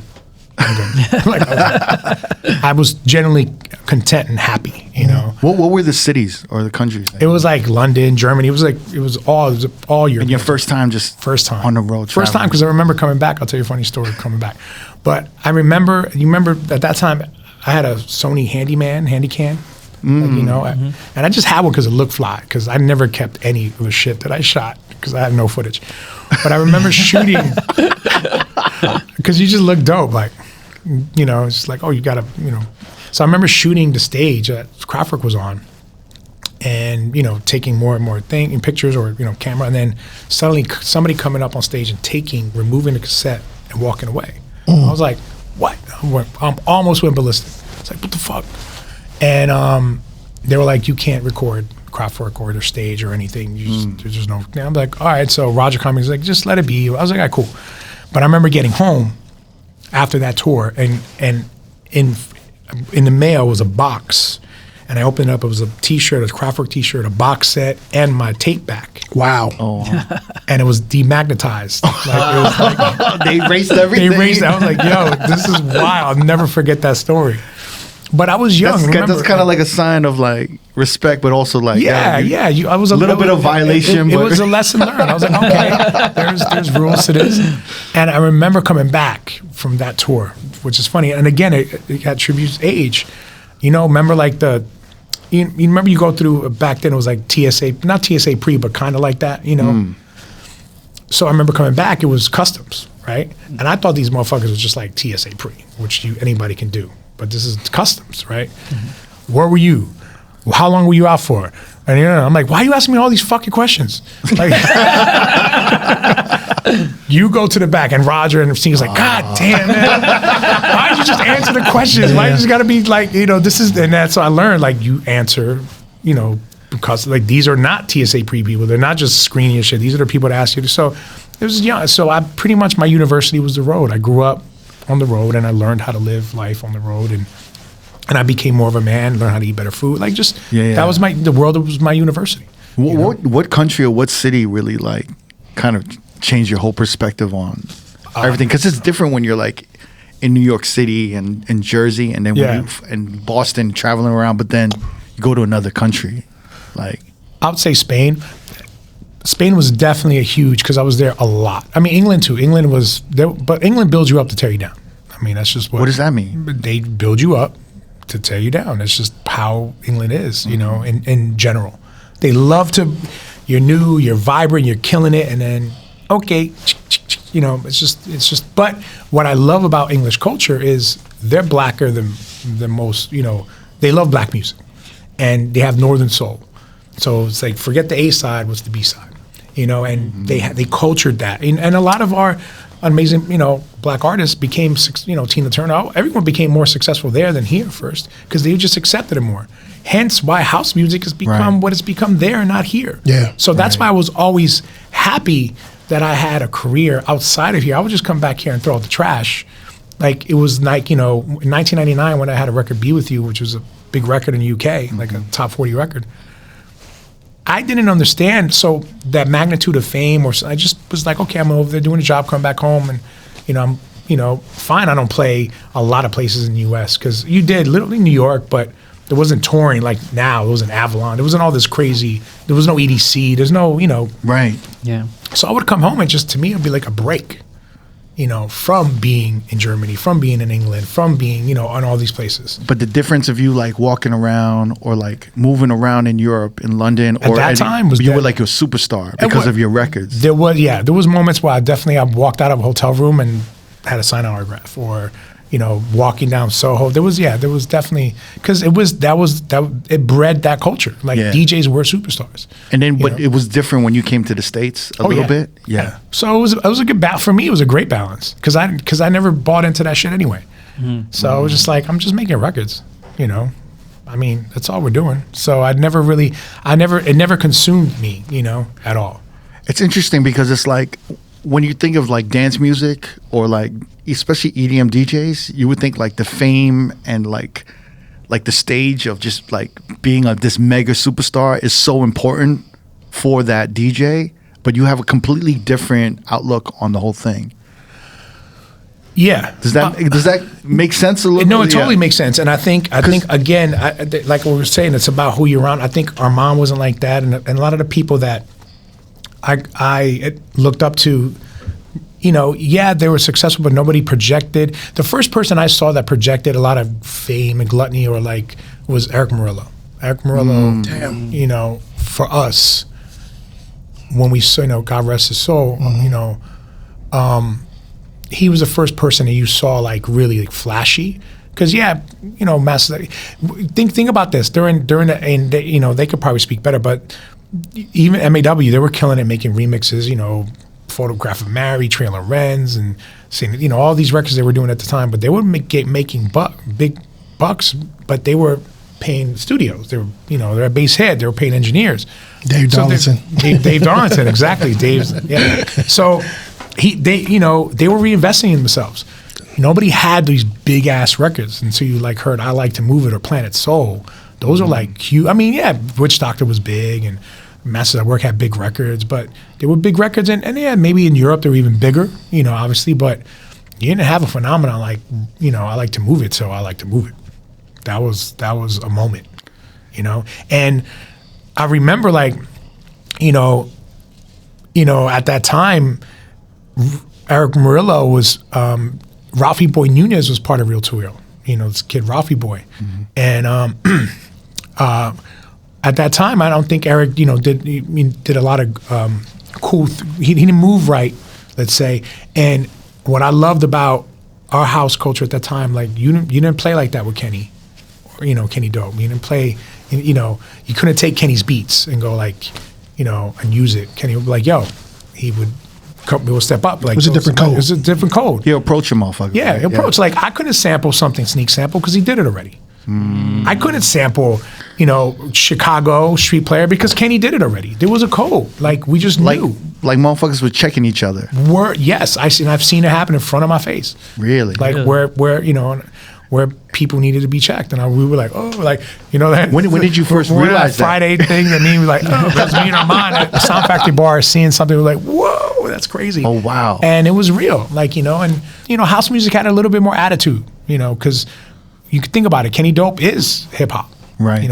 Todd is freestyle and hip hop. They again, Reasonable Doubt. The first album came out on Freeze. Yeah, we were just talking about Todd Terry's label. Yeah, people again. That's the connection. People don't want to remember there was a connection between hip hop and house. And when you look, if anybody has the original pressing of Reasonable Doubt, turn it around. It says Freeze on it. It's so when you're coming up with all these greats like Kenny Dope, Little Louis Vega, Masters at Work. Yeah. What? How do you move in with them to like finally earn their respect? Because you said Kenny Dope was he was a little standoffish with you, right? Yeah, but I think that's just his personality. He's just amazing. He's amazing. More likely it was an age thing too. It was yeah. Well, he was. Yeah, he's a little bit older than me, not too much, a couple years, because he's younger than Louis. But I remember it was at Central Fly. He came up to me, and he was like. And I looked, you gotta look up at Kenny. He's like, were you DJing? No, I think I was walking around in the club. Maybe I was DJing before, but at this time I was just walking around, and he was standing off to the side. He's like, I know you in this for the long haul. So come here. I'm gonna give you some advice. He just gave me like 5 pointers, and we became friends ever since then. And then we were just like, be in the studio together, trading beats, whatever. Yeah. Like we were just, Shout out to Debo. Yeah. Wow. What were the 5 pointers? He just told me to stay away from certain people, do this, do that, move right, be careful. He gave me his real take on I see you like you're not. I've seen a lot of kids come and go, but I see you in this, and oh wow. So I want to just make sure that's a real sincere moment, right? It was where he was looking out, super sincere, and he gave me he gave me some advice that to this day that I really I stand on. That's crazy. Yeah. So wait. So at what point was you and Armand putting together the Mongoloids? And then Subspecies, that came before the Mongoloids? That was a record I did on Strictly. That was before Mongoloids. That was with you and Armand, right? Yeah. Me and Armand, and it was on the Next Generation album that Strictly put out. So we had this concert. So it was one morning, Armand, we were waking up for some party, and we're sitting in his kitchen area, loft, whatever. And he's like, "Yo, man, we gotta do something and start a crew and bring unification to house." Because even though you knew you had the Magic Session thing, which Todd, Kenny, and Louis, but that wasn't a crew. That was just when they would make music and they would make the Magic Sessions, and then they had these parties. Armand really wanted to make the Wu-Tang a house.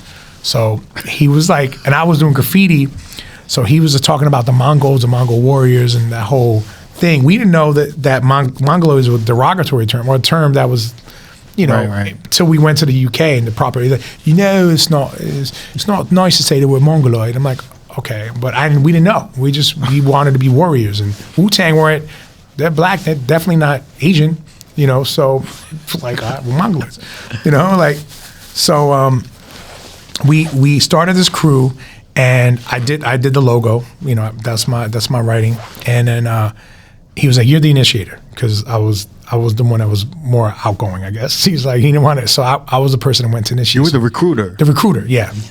So Sneak was first, then Sneak would come from Chicago and always hang out with us, and then Roger came in, I got Roger in, and then Bear Who from Chicago, and we knew the Daft Punk knew Sneak, and I remember at the Raleigh in Miami, I believe maybe that was 98 or something, or 98. Yeah, it was 98, yeah. There was a party that they played, and we were going to meet them, they were going to meet us, we knew that, but we hadn't seen them. But I kind of knew what they looked like. So I remember seeing Tomas and Guy from the back, and I go, yo, I'm on it, they're right there, that's the Daft kids right there. So we roll up to him, I was like, yo, what's up? And Pedro Witter was with them, because he's a manager at the time, Pedro. I was like, yo, we started a crew. We said what's up. We started a crew with Mongoloids, and Ayak, and Ayak came from the CM thing, and we did the whole handshake and all that shit.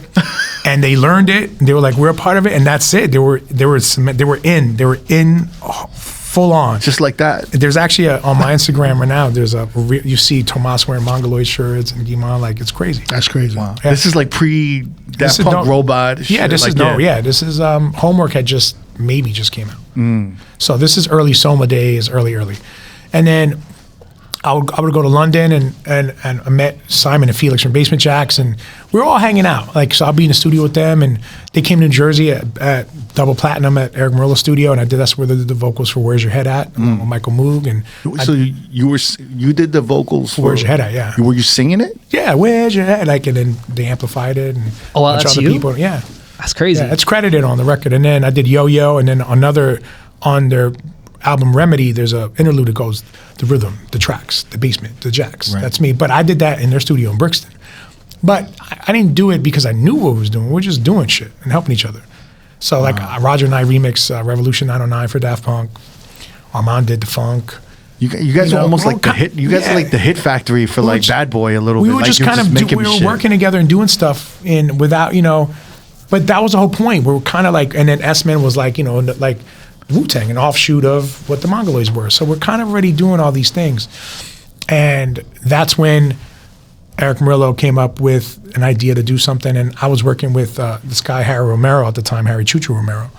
And we had a remix thing called Nightbreed. And that's when I did my first major label remix, was Aaliyah 1 in a Million. Wow. On Atlantic with Johnny D. And I did it as a bootleg first. And then Johnny D heard it. It was like, let's make this official. So that happened. I did that. I did Jean A. Request Line, a couple of records for Motown at that time too. And shout out Davey D. Davey D, thank you, because you were the one that made that happen. And Davey D's at Republic now, I think. We wanted to create this unity, of like-minded individuals. So I kept recruiting more people. Layback Lou came with us early when he was doing real grimy house stuff. Like, he had a label through Chocolate Puma, and he was my age, and he was doing real grimy house records. And he was like, "You're down," and we just started building it. And the Rhythms of Tao, Stuart Price, and I just started bringing in Eddie. It was more like whoever I liked at this point. Armand was like, "I trust you anyway. If he's down, he's down." Because Armand knew. Like, Armand officially became a CM head because he was walking around New York and CM motherfuckers were like, "Yo, what's up? Ayak." And he's like, "What?" Because he knew that he was down with me. So if he was down with me, he was already in CM. Wow. So that's how that all happened, and that's how I brought Lord Sear over to Armand's crib when he was working on his second album. Armand must have loved just being having you in New York and being connected with that kind of street hip hop level as kind of mixed with everything. I don't know if he even thought about it, because I never even thought about it. Because I remember bringing Paul Rosenberg over to his crib too, early. Wow. With an Eminem cassette. Armand could tell the story. And because Armand was looking for rappers. That's how I brought over Elder Sensei and Tame over too. But so he did, long story short, I remember Sear brought over Paul. We all walked into Armand's crib. He played him, and he wasn't into what he was hearing. I loved Eminem because I remember him battling Cage at Tramps. I was there watching. Oh, wow. During that time. This is Central Fly, before Central Fly. Yeah, Cage was like Agent Orange. Yeah. At that time. And this is all the raucous days, Yeah. Because you got to think about it. I had a really good connection with Company Flow too, with L and Armand. Wow, so you were like that whole Fat Beats era, like that early underground hip hop era. You were just immersed in that shit. That's crazy. Yeah, it was definitely a time, man. It was a great time for music. It was just a great time to be creative all around. And I always say this, like, I was the type of kid.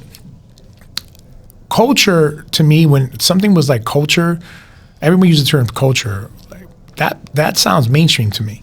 Like when you saw the Runaways with people looking grunge, it means okay. I knew Nirvana, Bleach, on Sub Pop. So now you're like, okay, Smells Like Teen Spirit's on the Runway. Mm-hmm. That's not culture. That means that's mainstream. What's subculture? What's underneath the crust? What's clandestine? What's underneath the ground? What's underneath the floor? That's what I always thrive to look for. What's underneath the ground? Fine, and I think we forgot that maybe a little bit. I'm sure it's happening now, but for a long time, culture. I'm like, what's subculture? Who's influencing the influencer? Because these influencers get influenced by somebody. Let's talk about them. Who's influencing influencers? And that was always where I went towards. Like, what's happening here, behind this mic, not in front of it. So maybe that's a lot of the reasons why, like, I would hang around a lot of the older cats because I was always like, put my fingers on certain pulses, And so when you're in this, like, when you have the Mongoloids and you have this whole crew, you're tapped in with everything hip hop. Where does the A&R, like, where did the label start coming to you, the A&R? And well, I had my first, because you were just tapped in, right? I was tapped in, and bro, I remember. So I executive produced a Good Charlotte record called the greatest remixes. There's a lot, when I start to think about a lot of shit, it's definitely It just sounds like y'all were just hanging out, like having fun, fucking around, but just like just a bunch of creatives and talented motherfuckers who believed in each other and like trusted each other. It just seems like such a blur. Like everything was just happening all at once. It was happening, yeah. I mean, the first job I was offered, Pizza Burger at Epic, when Amanda Ghost was there after Charlie Walk left. See, I can speak that major label shit too. There's a lot of house. So what happens was I put myself in different scenarios where after the Mongoloid stuff and after the stuff I was doing and the house stuff, I went on and produced some bands and some artists and did a lot of stuff. So I put myself in rooms where I didn't belong to belong. It's just to say, hey, I can do this too.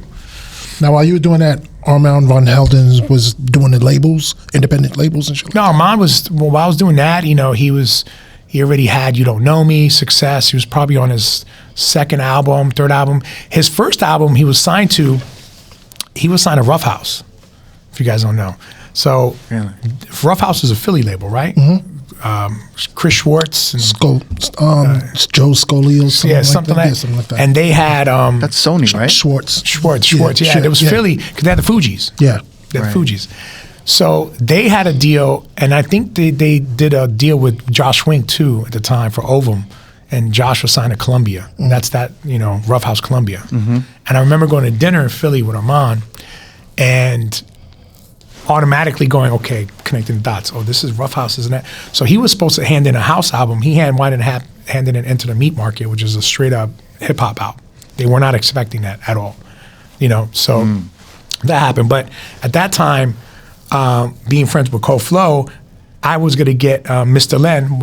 Shout out Mr. Len. I'm one of my best friends, Mr. Len, the DJ company Flo. I was like, yo, I got an in with Rough House. You guys should sign to Rough. I almost had the company Flow signed to Rough House. Oh, really? Which is crazy. I remember having a meeting in my crib.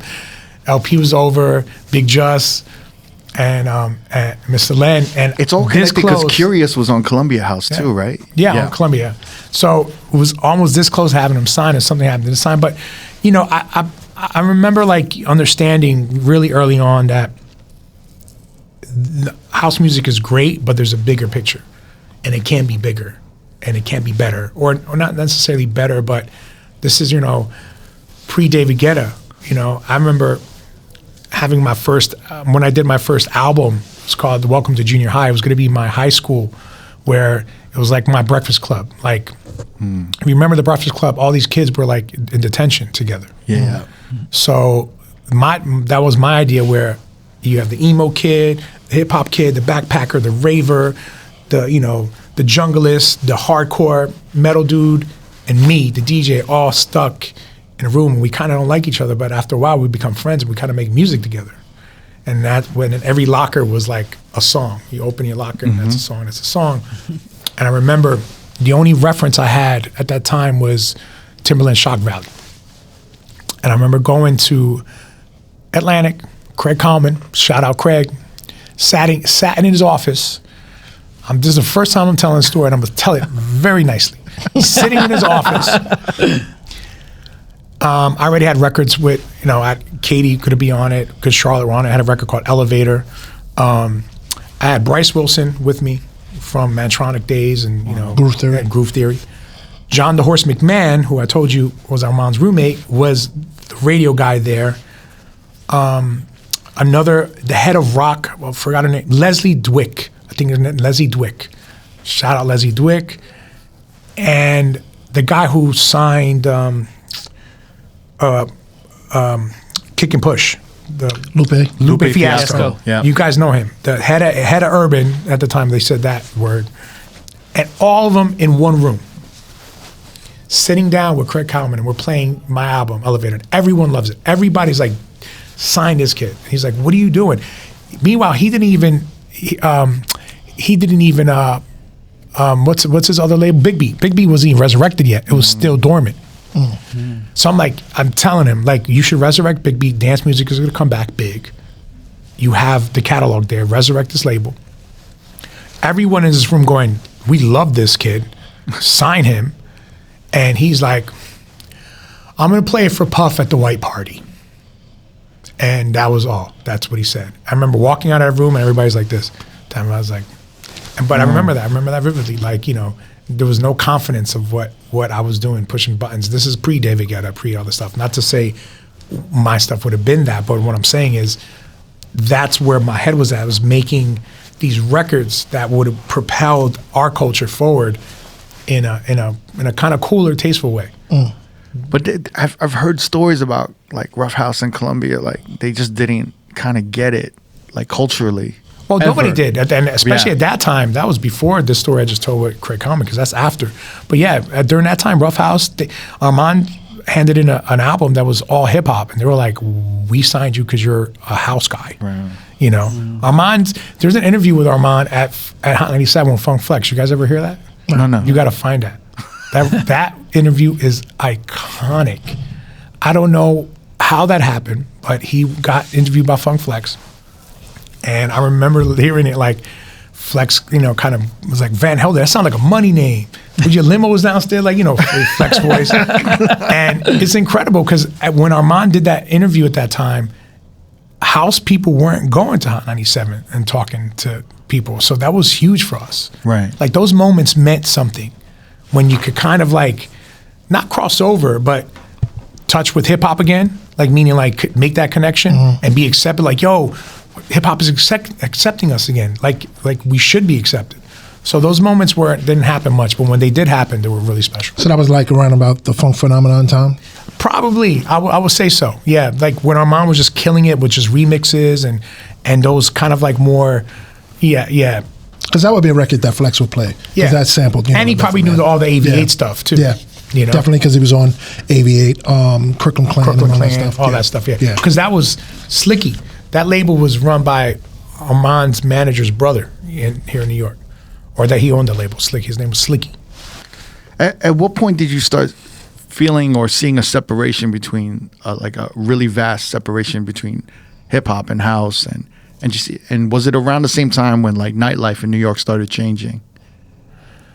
I mean, I just knew there was like, at some point it was just, I guess, the whole Puff era, like that whole time, it was just like 95 is more or less like, hip hop felt like they deserved their own rooms because we had been sharing the house. Right. In New York. Well, hip hop was like a side room, right? It was always a side room, man. Right. And because, it was a kind of violent, before then, a lot of house guys didn't want to have their parties with us. Until the tunnel, right? Till like that tunnel. The tunnel happened, and then it became a situation where, look, we could back this shit out too. Yeah. And then you started seeing a lot of more hip hop spots start popping up, and the house would have the Saturday night. Yeah, we would have the Friday night. They had the Saturday night. Yeah, or they had the Sunday night. You know what I mean? Shout out Jessica Rosenblum. Yeah. I remember going to that tunnel night, and remember going through you remember they had the security, they had the metal detectors and shit to take off your shoes. I was like this. I remember going there and seeing Chloe Sfengi because she was a NASA kid. And we were like, oh shit, what are you doing here? It was like rough. Like going into the tunnel was ill. Like you had to really want to be there to be there. Like you didn't just casually go, let's go to the tunnel tonight. No, to go to that night, it was some ish. And man, you just heard classic after art to be a classic, records. I mean, what a time for hip hop in New York at that time. And during the Stretch and Bobbito days, oh my God, I mean, shit, man, hearing all those records, early on and what was your relationship with Bobbito? Were you like at the radio station? I had more of a relationship with Stretch because of Sear, and then that's how I met Bob through Stretch. Yeah, but Stretch was a house head, like up and down, and he would like literally like, yo, bring Armand over, like like he would like ask like, yo, bring him through. Stretch one time came to my crib on a Vespa and in New Jersey, and he was on like the Garden State Parkway on that shit. Wow. Stretch is what I realized about him, he is the consummate music aficionado. When he's into something, he will dig deep. He would like, there's no stone left unturned. He will absolutely learn about it and immerse himself. Because I remember I did a Cornerstone Player. And this was when I was messing around more of the indie stuff here in New York, the indie days, like Misshapes, and the time I brought Madonna to Misshapes as a whole other story. Wait, what's Misshapes? So Misshapes was a party, yeah. With what year was this around? This is like late 90s, late 2000s, yeah, 2000s, and there was a party with 3 kids, Greg Lee and then Gio, and they were like New York scenesters, and fashion kids and hip kids, hipsters that we want to call them, let's say. But they were just creative kids with such vision, and they had a night called the Misshapes Night, and they'll play rock, dance, indie rock, block house. This is around the start of block house days in that time where kids didn't understand bit rate and it was downloading shit and playing shit at like at 128. Yeah. but it created a movement and a sound, right? And hence we have all these, a lot of these French, we have a lot of artists that, Uffy came from that blockhouse scene. Oh yeah. So would you say this is like around 2006, 2007? Yes, around that. And that time, people like Stretch, I was doing like Cornerstone Players, and I was putting like Hot Heat and The Killer, like a lot of these alternative, there was a time where I wanted ESG back in house music, like live house music, and this is pre-DFA or James Murphy, or maybe around that start. And I would come to New York and go to a dive bar, like Happy Endings or something, and like, I'll play here, I'll play a lit, I'll play a dark room. They're like, why? Because I want to. And this setup, I'm like, sure. And it's like, and I had to make myself uncomfortable to get re-comfortable. Always. I always had to just kind of like, and I remember Stretch was like, man, you're like a little Rick Rubin. Like I was producing a lot of rock bands and doing a lot of stuff and never dissing my house roots ever, but wanting it to incorporate it with different things. And I remember seeing kids drop turntables and pick up the guitars, and seeing bands drop guitars and pick up turntables and become DJs and start playing house music like Phones, like Paul Epworth, who went on to produce Adele and The Machine, what's her name? And he was a DJ under this name called Phones, and he was just making underground records and remixes for Block Party. and shit like that. And that's like, that was a whole culture I was immersed into at that time.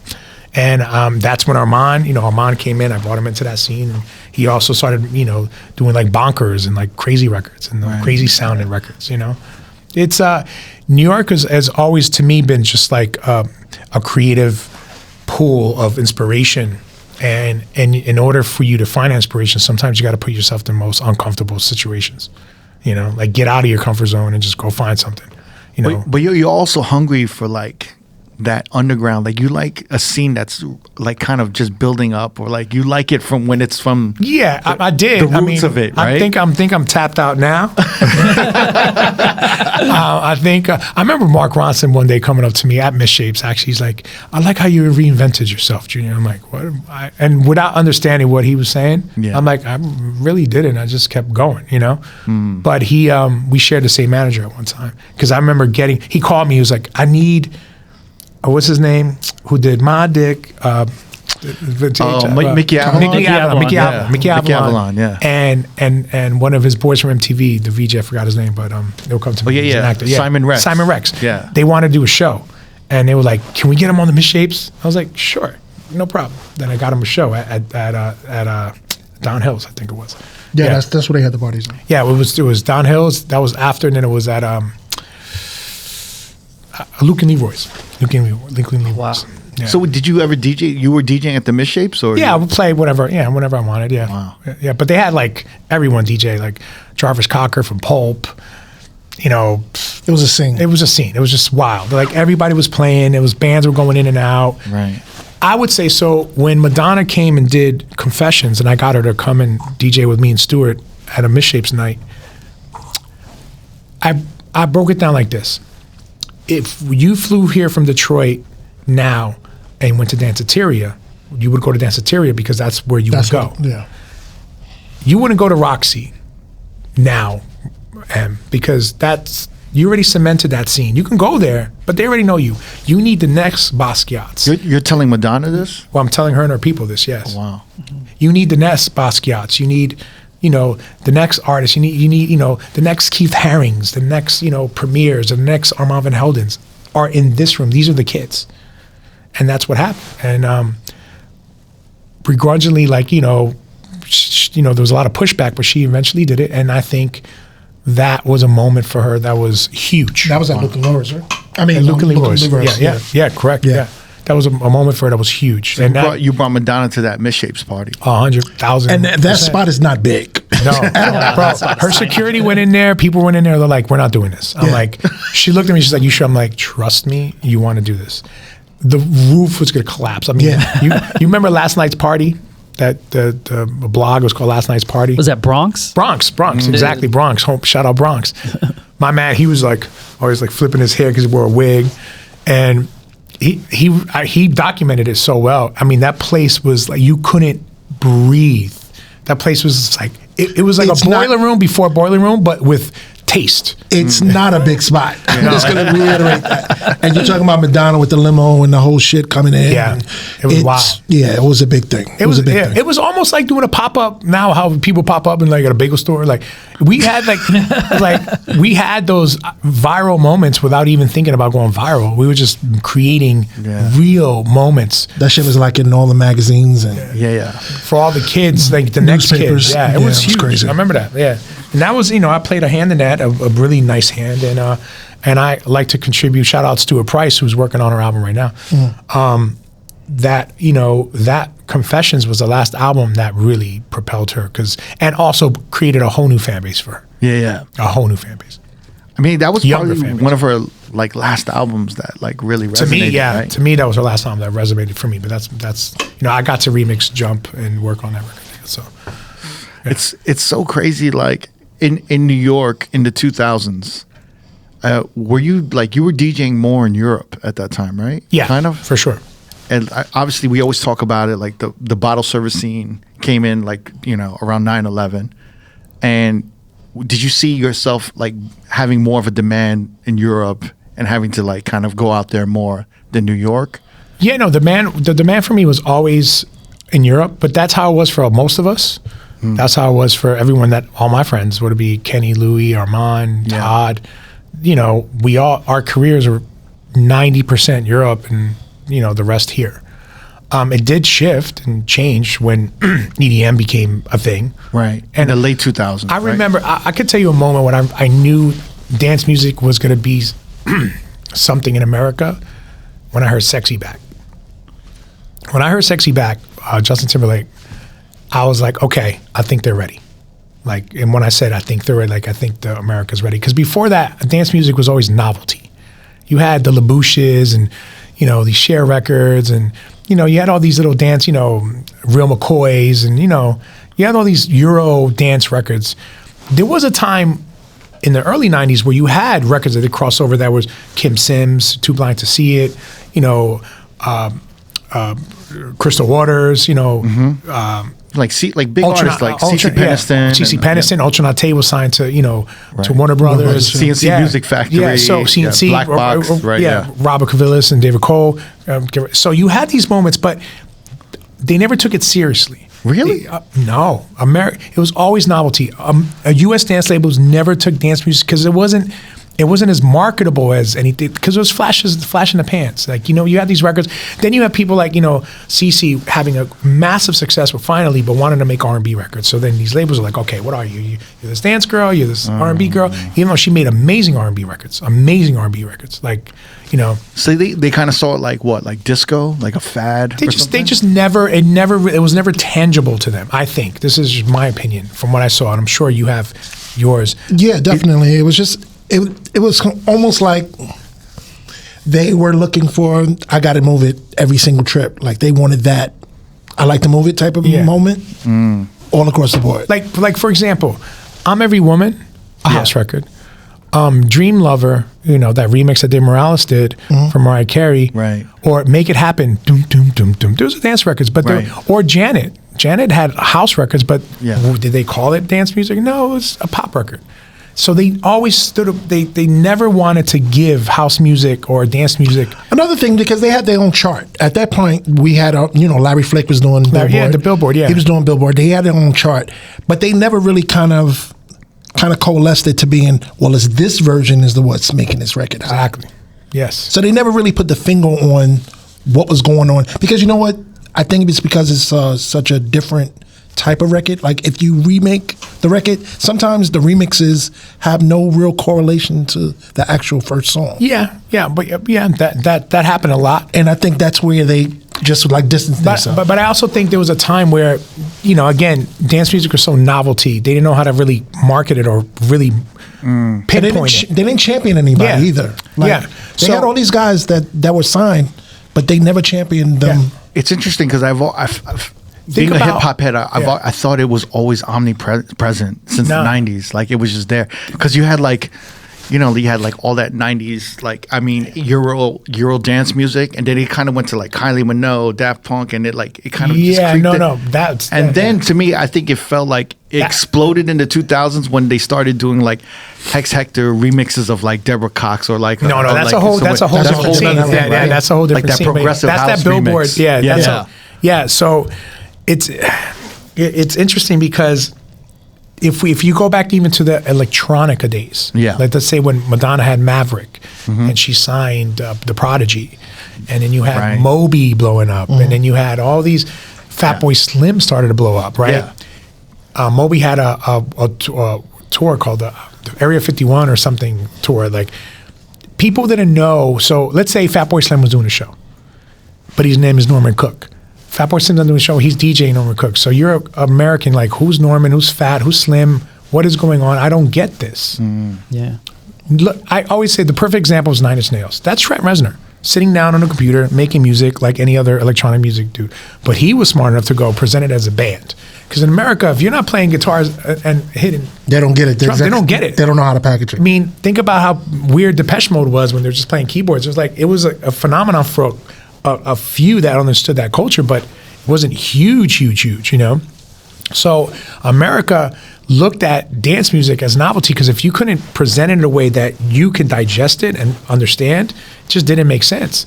And that's why Prodigy didn't make sense and all these bands. It wasn't until like, and I hate to say it, until the EDM and David Guetta and this record and that record, Right. that dance music finally started to get accepted as a real, like, oh, this is something really real and huge. That is, which we always saw. It's world music. Yeah. But America never saw it that way. Would you say that radio played a big part in that as well too? Because like you can't, because back then when like the house songs, like they were really long, they're like 7 to 8 minutes, and I think they wanted to sell more ad space. Yeah, I think so too. But I also think, this is just my personal opinion. I think dance music was always so positive that I don't think radio even, there's not much. And listen, this is just my analogy. I think his vibration is real, and like if you I think fads are fads. Like, why push, beating up cops or doing this instead of, pushing a record that's actually saying something positive. I think there's also something that way too, because dance music is always positive. You never heard like, I'm gonna kill you, I'm gonna blow you up, or whatever. Like, dance music comes from positivity, and maybe positivity is not always in fashion. Well, I also music. believe that the formats that, especially for New York radio, is so limiting. Because, certain R&B doesn't even get played because, it's too old or it's too adult contemporary. It's just, slow jams. But at least you had Kiss FM. At least you had WBLS. But they weren't playing the house. They were playing, the 1 or 2 house records that were popular at the only time. on the specialty shows. Yeah. So I grew up listening to on WBLS John Robinson, Midday Mix. Right.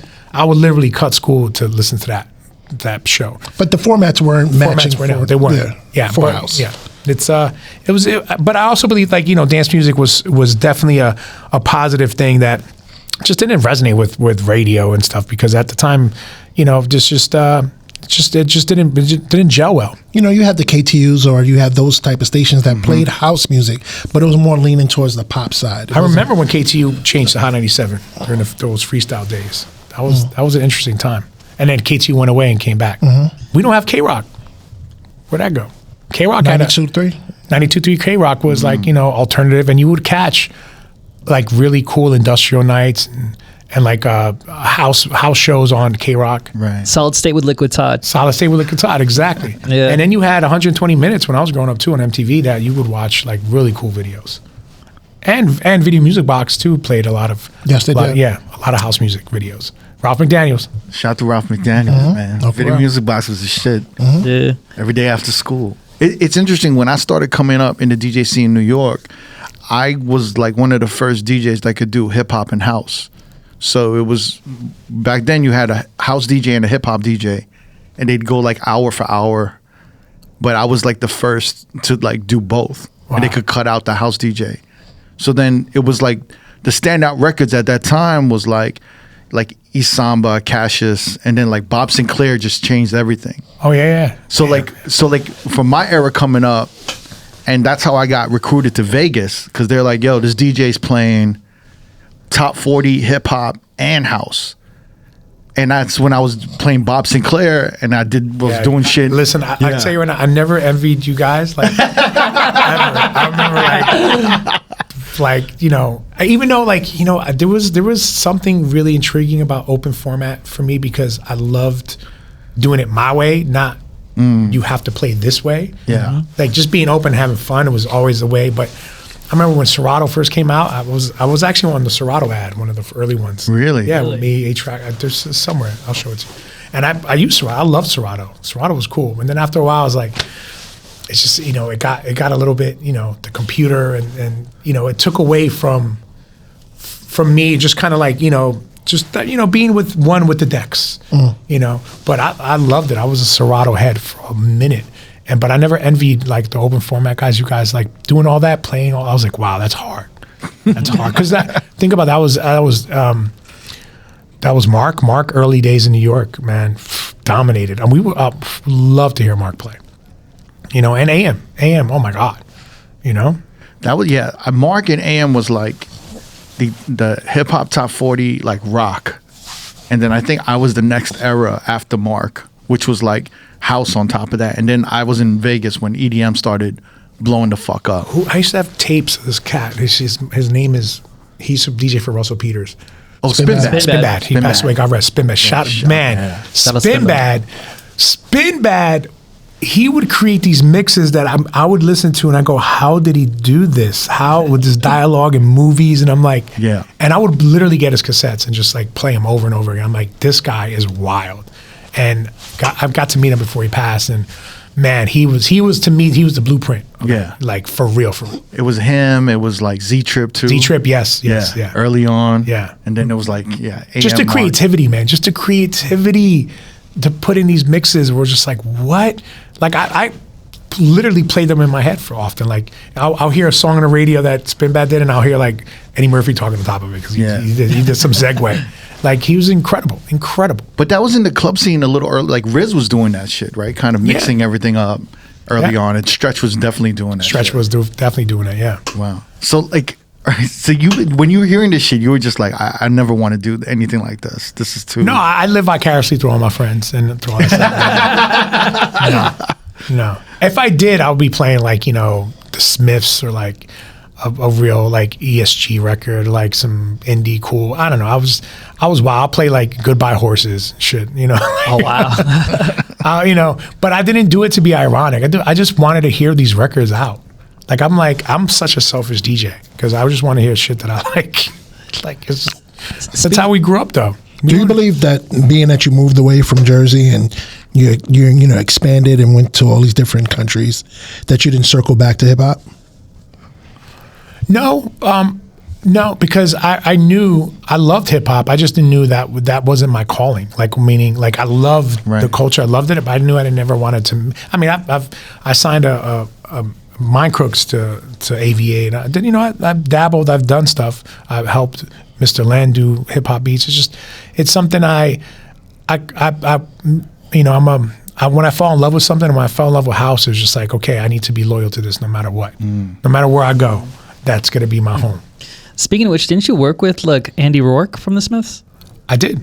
Andy was at my house. It's crazy. I have a video I'll show to you guys of earlier. So I produced Team Facelift. It was a band with the Fat Jew and two other cats. That's crazy. They wanted to be, like the Beastie Boys. And at that time, they were coming over to my house in Jersey. This is when Fat Jew, I remember telling him, like, you need to be a comedian. You're funny as shit. And we used to battle. He hated Fife. He thought Fife was the worst rapper. And I was just like, what? I remember like just conversations of that.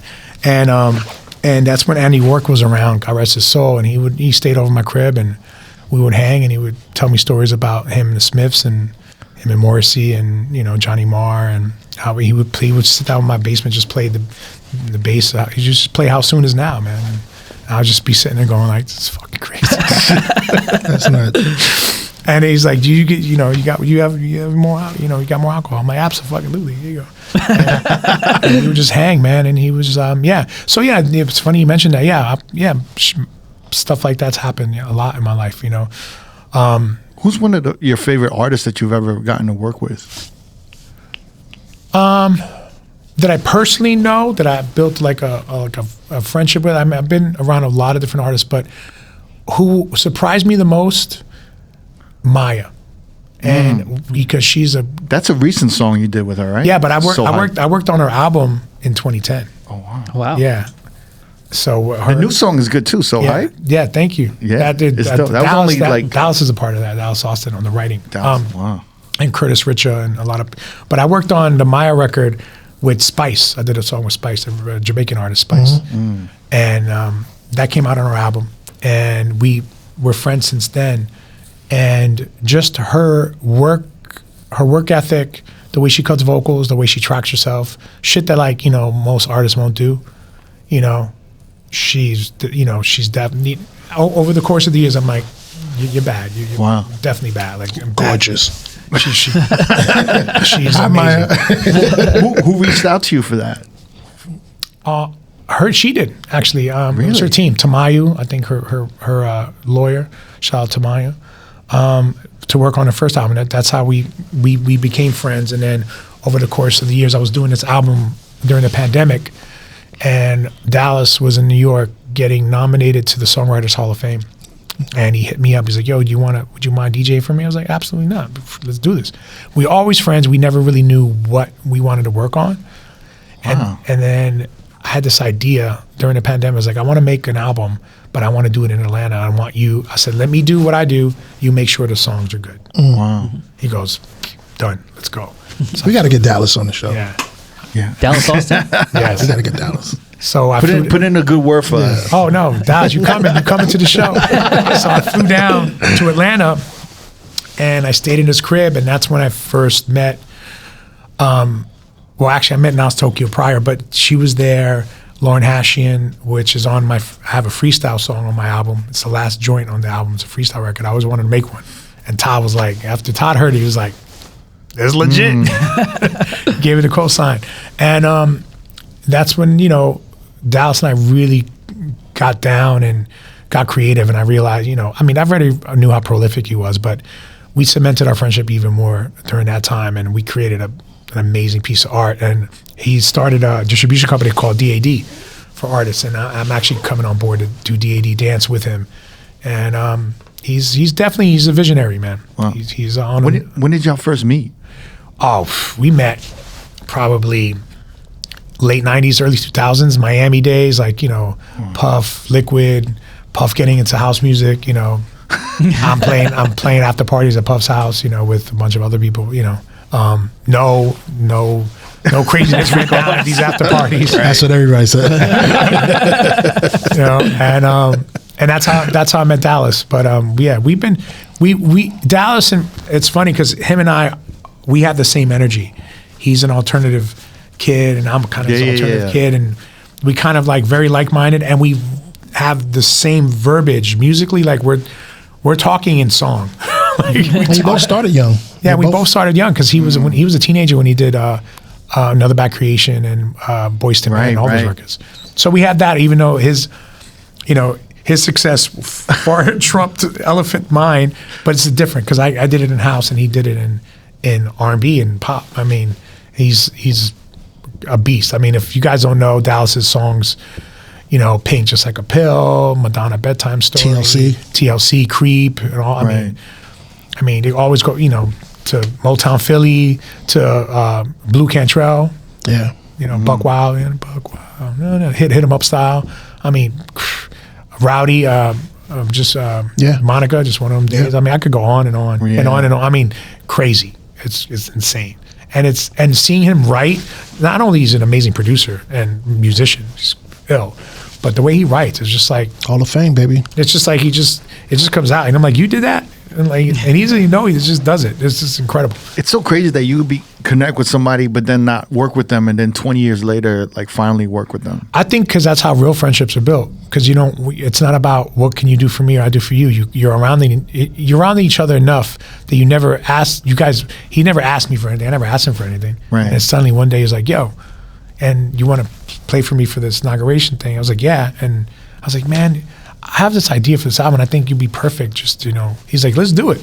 And it was just like, why did we wait so long to do this? Yeah. And it turned out amazing, and I made great friends, and that's how I met The Rock's wife, who's on my album, Lauren Hashian. Her dad was the drummer in Boston. Wow. Crazy. Yeah, I'll tell you a funny story about that real quick. I remember going into the session, and she's there writing, and I'm explaining how I wanted to make this Latin hip hop type record, Mantronic. She's like, she really didn't get it. But we're playing reference stuff, and then she follows me on Instagram, and then I look at my phone, I see her last name, Hashian, and me, again, being full of useless information, I know the drummer in Boston, Sib. I was like, so I walked out the studio, and I grabbed Dallas. I'm like, yo, you know who she is? He's like, yeah, man, I know who she is. It's the rock star. Like, I'm like, no. Whatever with that. Her dad was the drummer in Boston. He didn't know that. That's when we both freaked out, like geeked out music. We were like, what? We're running around like two, Tom and Jerry, like, and then we collect ourselves and come back into the room. I'm like, so Lauren, when I get back home, I would love to gift you multi-tracks of your dad's Boston sessions, so you can isolate his drums and listen to them. And that's how we became, that's how the ice really broke there. And that's how, I befriended her and her family, and they're beautiful people, great people, and she's an uber talent. And she directed the video with Maya, by the way. Really? That's dope. That's dope. Where do you just have these multi-tracks of shit? Like you just have... Yeah. I was going to bring that up. You just want to say it like it ain't shit. Well, before STEM technology, that's not to me real multi-tracking, but as producers, you meet people throughout, and everyone has their vaults of, Dude, I had Planet Rock, the 24-track 2-inch tape sitting in my house for 15 years. From how? Because Arthur... Like the original? The original. Like the original tape. And I remember... stole that shit? No, I remember posting it on Instagram, and Rob Silverman, right? Tom Silverman. Tom Silverman. Tom hit me up. Was like, how did you get that? I was like, ugh. So what happened was... Arthur Baker. Yeah. Arthur Baker, yeah. Yeah, Arthur had a storage room here in Jersey City that he would come back from London, like, hey man, Arthur's he's a dear friend. Yeah, he made Planet Rock. Yeah, he made Planet Rock. He executive New Edition, right? Beat Street, Yeah. He's so many Revenge, Rock Revenge, all that. Freeze, IOU, sometimes why, that's all, So I went to a storage facility one day. And he's in there searching for stuff. I think he's looking for Lou Reed or something. Wait, how did you connect with him? He was doing like indie rock parties in New York called Return to New York. And that's when my indie rock phase, like my house and rock phase. And he was doing like these cool nights where he would bring, I remember teaching the bass player from New Order how to DJ. Because he couldn't DJ. Wow. And so that was the circles he was around in. So he loved my energy, and I was remixing a lot of like bands at the time. So Arthur and I just really became friends, like hardcore. And he would come over. We just hang out all the time. And he just invited me over to his storage room, and he's like, here, hold this, take that. And we're getting stuff out. And I realized at that moment, which is crazy, we're in this like storage facility, like 18 feet by like, 20, it's like everything's in there. There's gold plaques, keyboards, just shit, just tons of multi-tracks. And I'm like, Arthur, and he's in a ladder. He's like, yeah. I'm like, you realize we're inside, this is your hard drive, because this is what you had to do to like store shit. Like put shit away. Like right now, like physical hard drive. A physical fucking hard drive. Yeah. I'm like, it was like a moment for me. I'm like, where's your fucking hard drive? Because this is the shit that you would put inside me. Wait, what year is this around? Oh, this is like late 90s, early 2000s. So he gave me a bunch of stuff, left to London, and then I had. But why did he give you this? Just to hold it. Just hold, like meaning hold it for me for a while, because he wanted to bake them. And bake the reels and dump it digitally. What does that mean, bake them? When you take a 24 track and then go to, and they bake it, because sometimes it gets brittle. Brittle, yes. Yeah. The conditions of the tape sometimes deteriorate. So what you do is you put them through the process so they have a little bit more shimmer. Give them more life. Yeah, preserve it, and you can dump it. So, but he never dumped it. So I had that. I had tons of reels. I had Brenda K. Stars, like I had the Beat Street stuff. I had like a stack of 24 track, and I had an Atari 2490 at the time too, by the way, a reel-to-reel machine, a 24 track reel-to-reel machine, and then it sat in my house. So he gave it to you with the intention to bake it, but never, and forgot. One day he calls me, he's like, man, I can't find Planet Rock. I'm like, Arthur, you gave it to me. I have it. It's in my basement. How many years later was this? He just took it a couple years ago.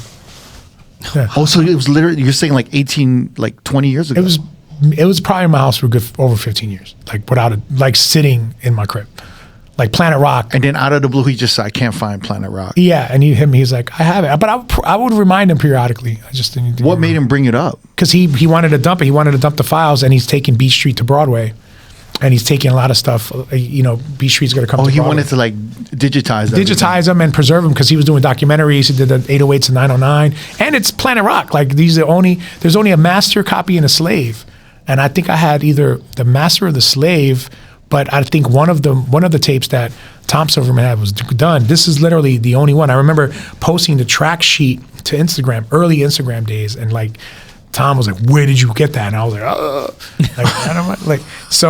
I had it for a long time, and we have Planet Rock because I kept that shit in my basement for 15 years. Like right now, we have the files. If not, we wouldn't have the files. Thank God. It's crazy. When I think about that shit, it is kind of wild. It's kind of wild. You literally had hip hop history in your basement. Yeah. It's one of those like aha moments, like you said, like where just things connect for no reason. Yeah. That's fucking nuts. So then, all right, so he got those files and everything worked out.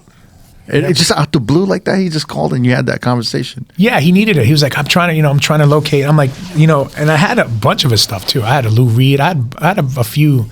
You never connected it and just listened to it? No, because I had to turn on my O2R, my Otari MTR 90, and then it's a process. Yeah. And if I would have destroyed it because it wasn't baked yet, so it was sitting here. It needed to be baked. So you could have torn it. I could have torn it. It could have broke. Yeah, we had no idea the condition. But Get stuck in the machine. A lot of stuff can happen. There's that. No, crumble. I kept it there. People would come over like, look, that's Planet Rock.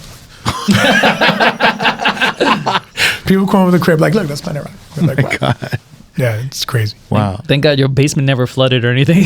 No, that's why I chose that house. I knew it. First thing when I bought the house, this is pre 9/11. I went straight because I knew I wanted to build a studio. I went right to the basement. I was like, no, we're good.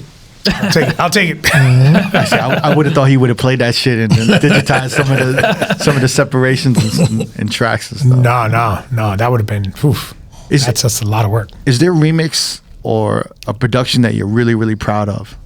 Yeah, I mean, there's a lot. There's a band that I produced called I'm a Robot that I fondly love because I remember doing that record for Virgin. For a while, I was like Virgin's plumber. This is when Jason Flom was there. And because I was just fix shit. They're like, can you fix this? I'm going to fix it. Can you do this? And that's how I got to do the Katy Perry, her first EP, You're So Gay. I did a cover for her of The Outfield of Use Your Love. And from that, I did Morningwood, I'm a Robot, which the singer went to something like Magnetic Zeros. I forgot that band, but that's the singer from that band. And I put my all into a time of producing these bands where nobody really wasn't in fashion to be producing bands, but I wanted to learn because I was hanging around Arthur Baker and Chris and Tom Lord Alge and all these people. No different than me hanging around with Todd and Kenny Louie. Like, I don't speak about what I don't know, so I put myself in scenarios where I taught myself so I can have these conversations. So I recorded to tape. I did these things. I took myself out of my comfort zone so I can actually speak about this topic with the firsthand knowledge of doing it instead of just imagining it. How did you link up with was it Bad Sons? Oh, Bad or Sons, Salt, yeah. because I love that song. It's amazing. Yeah, so Bad Sons, that's funny you asked that. It was through their manager, and they had that song out, and that's when I was working at Size or working, I was part owner of that company with Steve Angelo. And I did the record, and I kind of wanted to remix it, but said, let's just create a new version and put it out as together, and that's how. What was the song? It's called Salt. Salt by Bad Sons and Junior Sanchez. Yeah. I love how he just casually dropped, I was working with Steve Angelo at Size. Yeah, right? Junior, thank you so much for taking the time to sit with us. It's honestly like a bucket list to have you on this podcast. Man, this is great. This is when I met you in LA, I would have never thought that you would have considered even coming on this podcast. Bro, I recognize you because of the podcast. Yeah, I was like, I know who you are. Junior Sanchez, thank you so much. Salud, man. Salud. If you want to watch more episodes from R.O.A.D Podcast, click either links on the left or the right. Don't forget to subscribe to our YouTube page and get updated on new uploads throughout the week. Peace.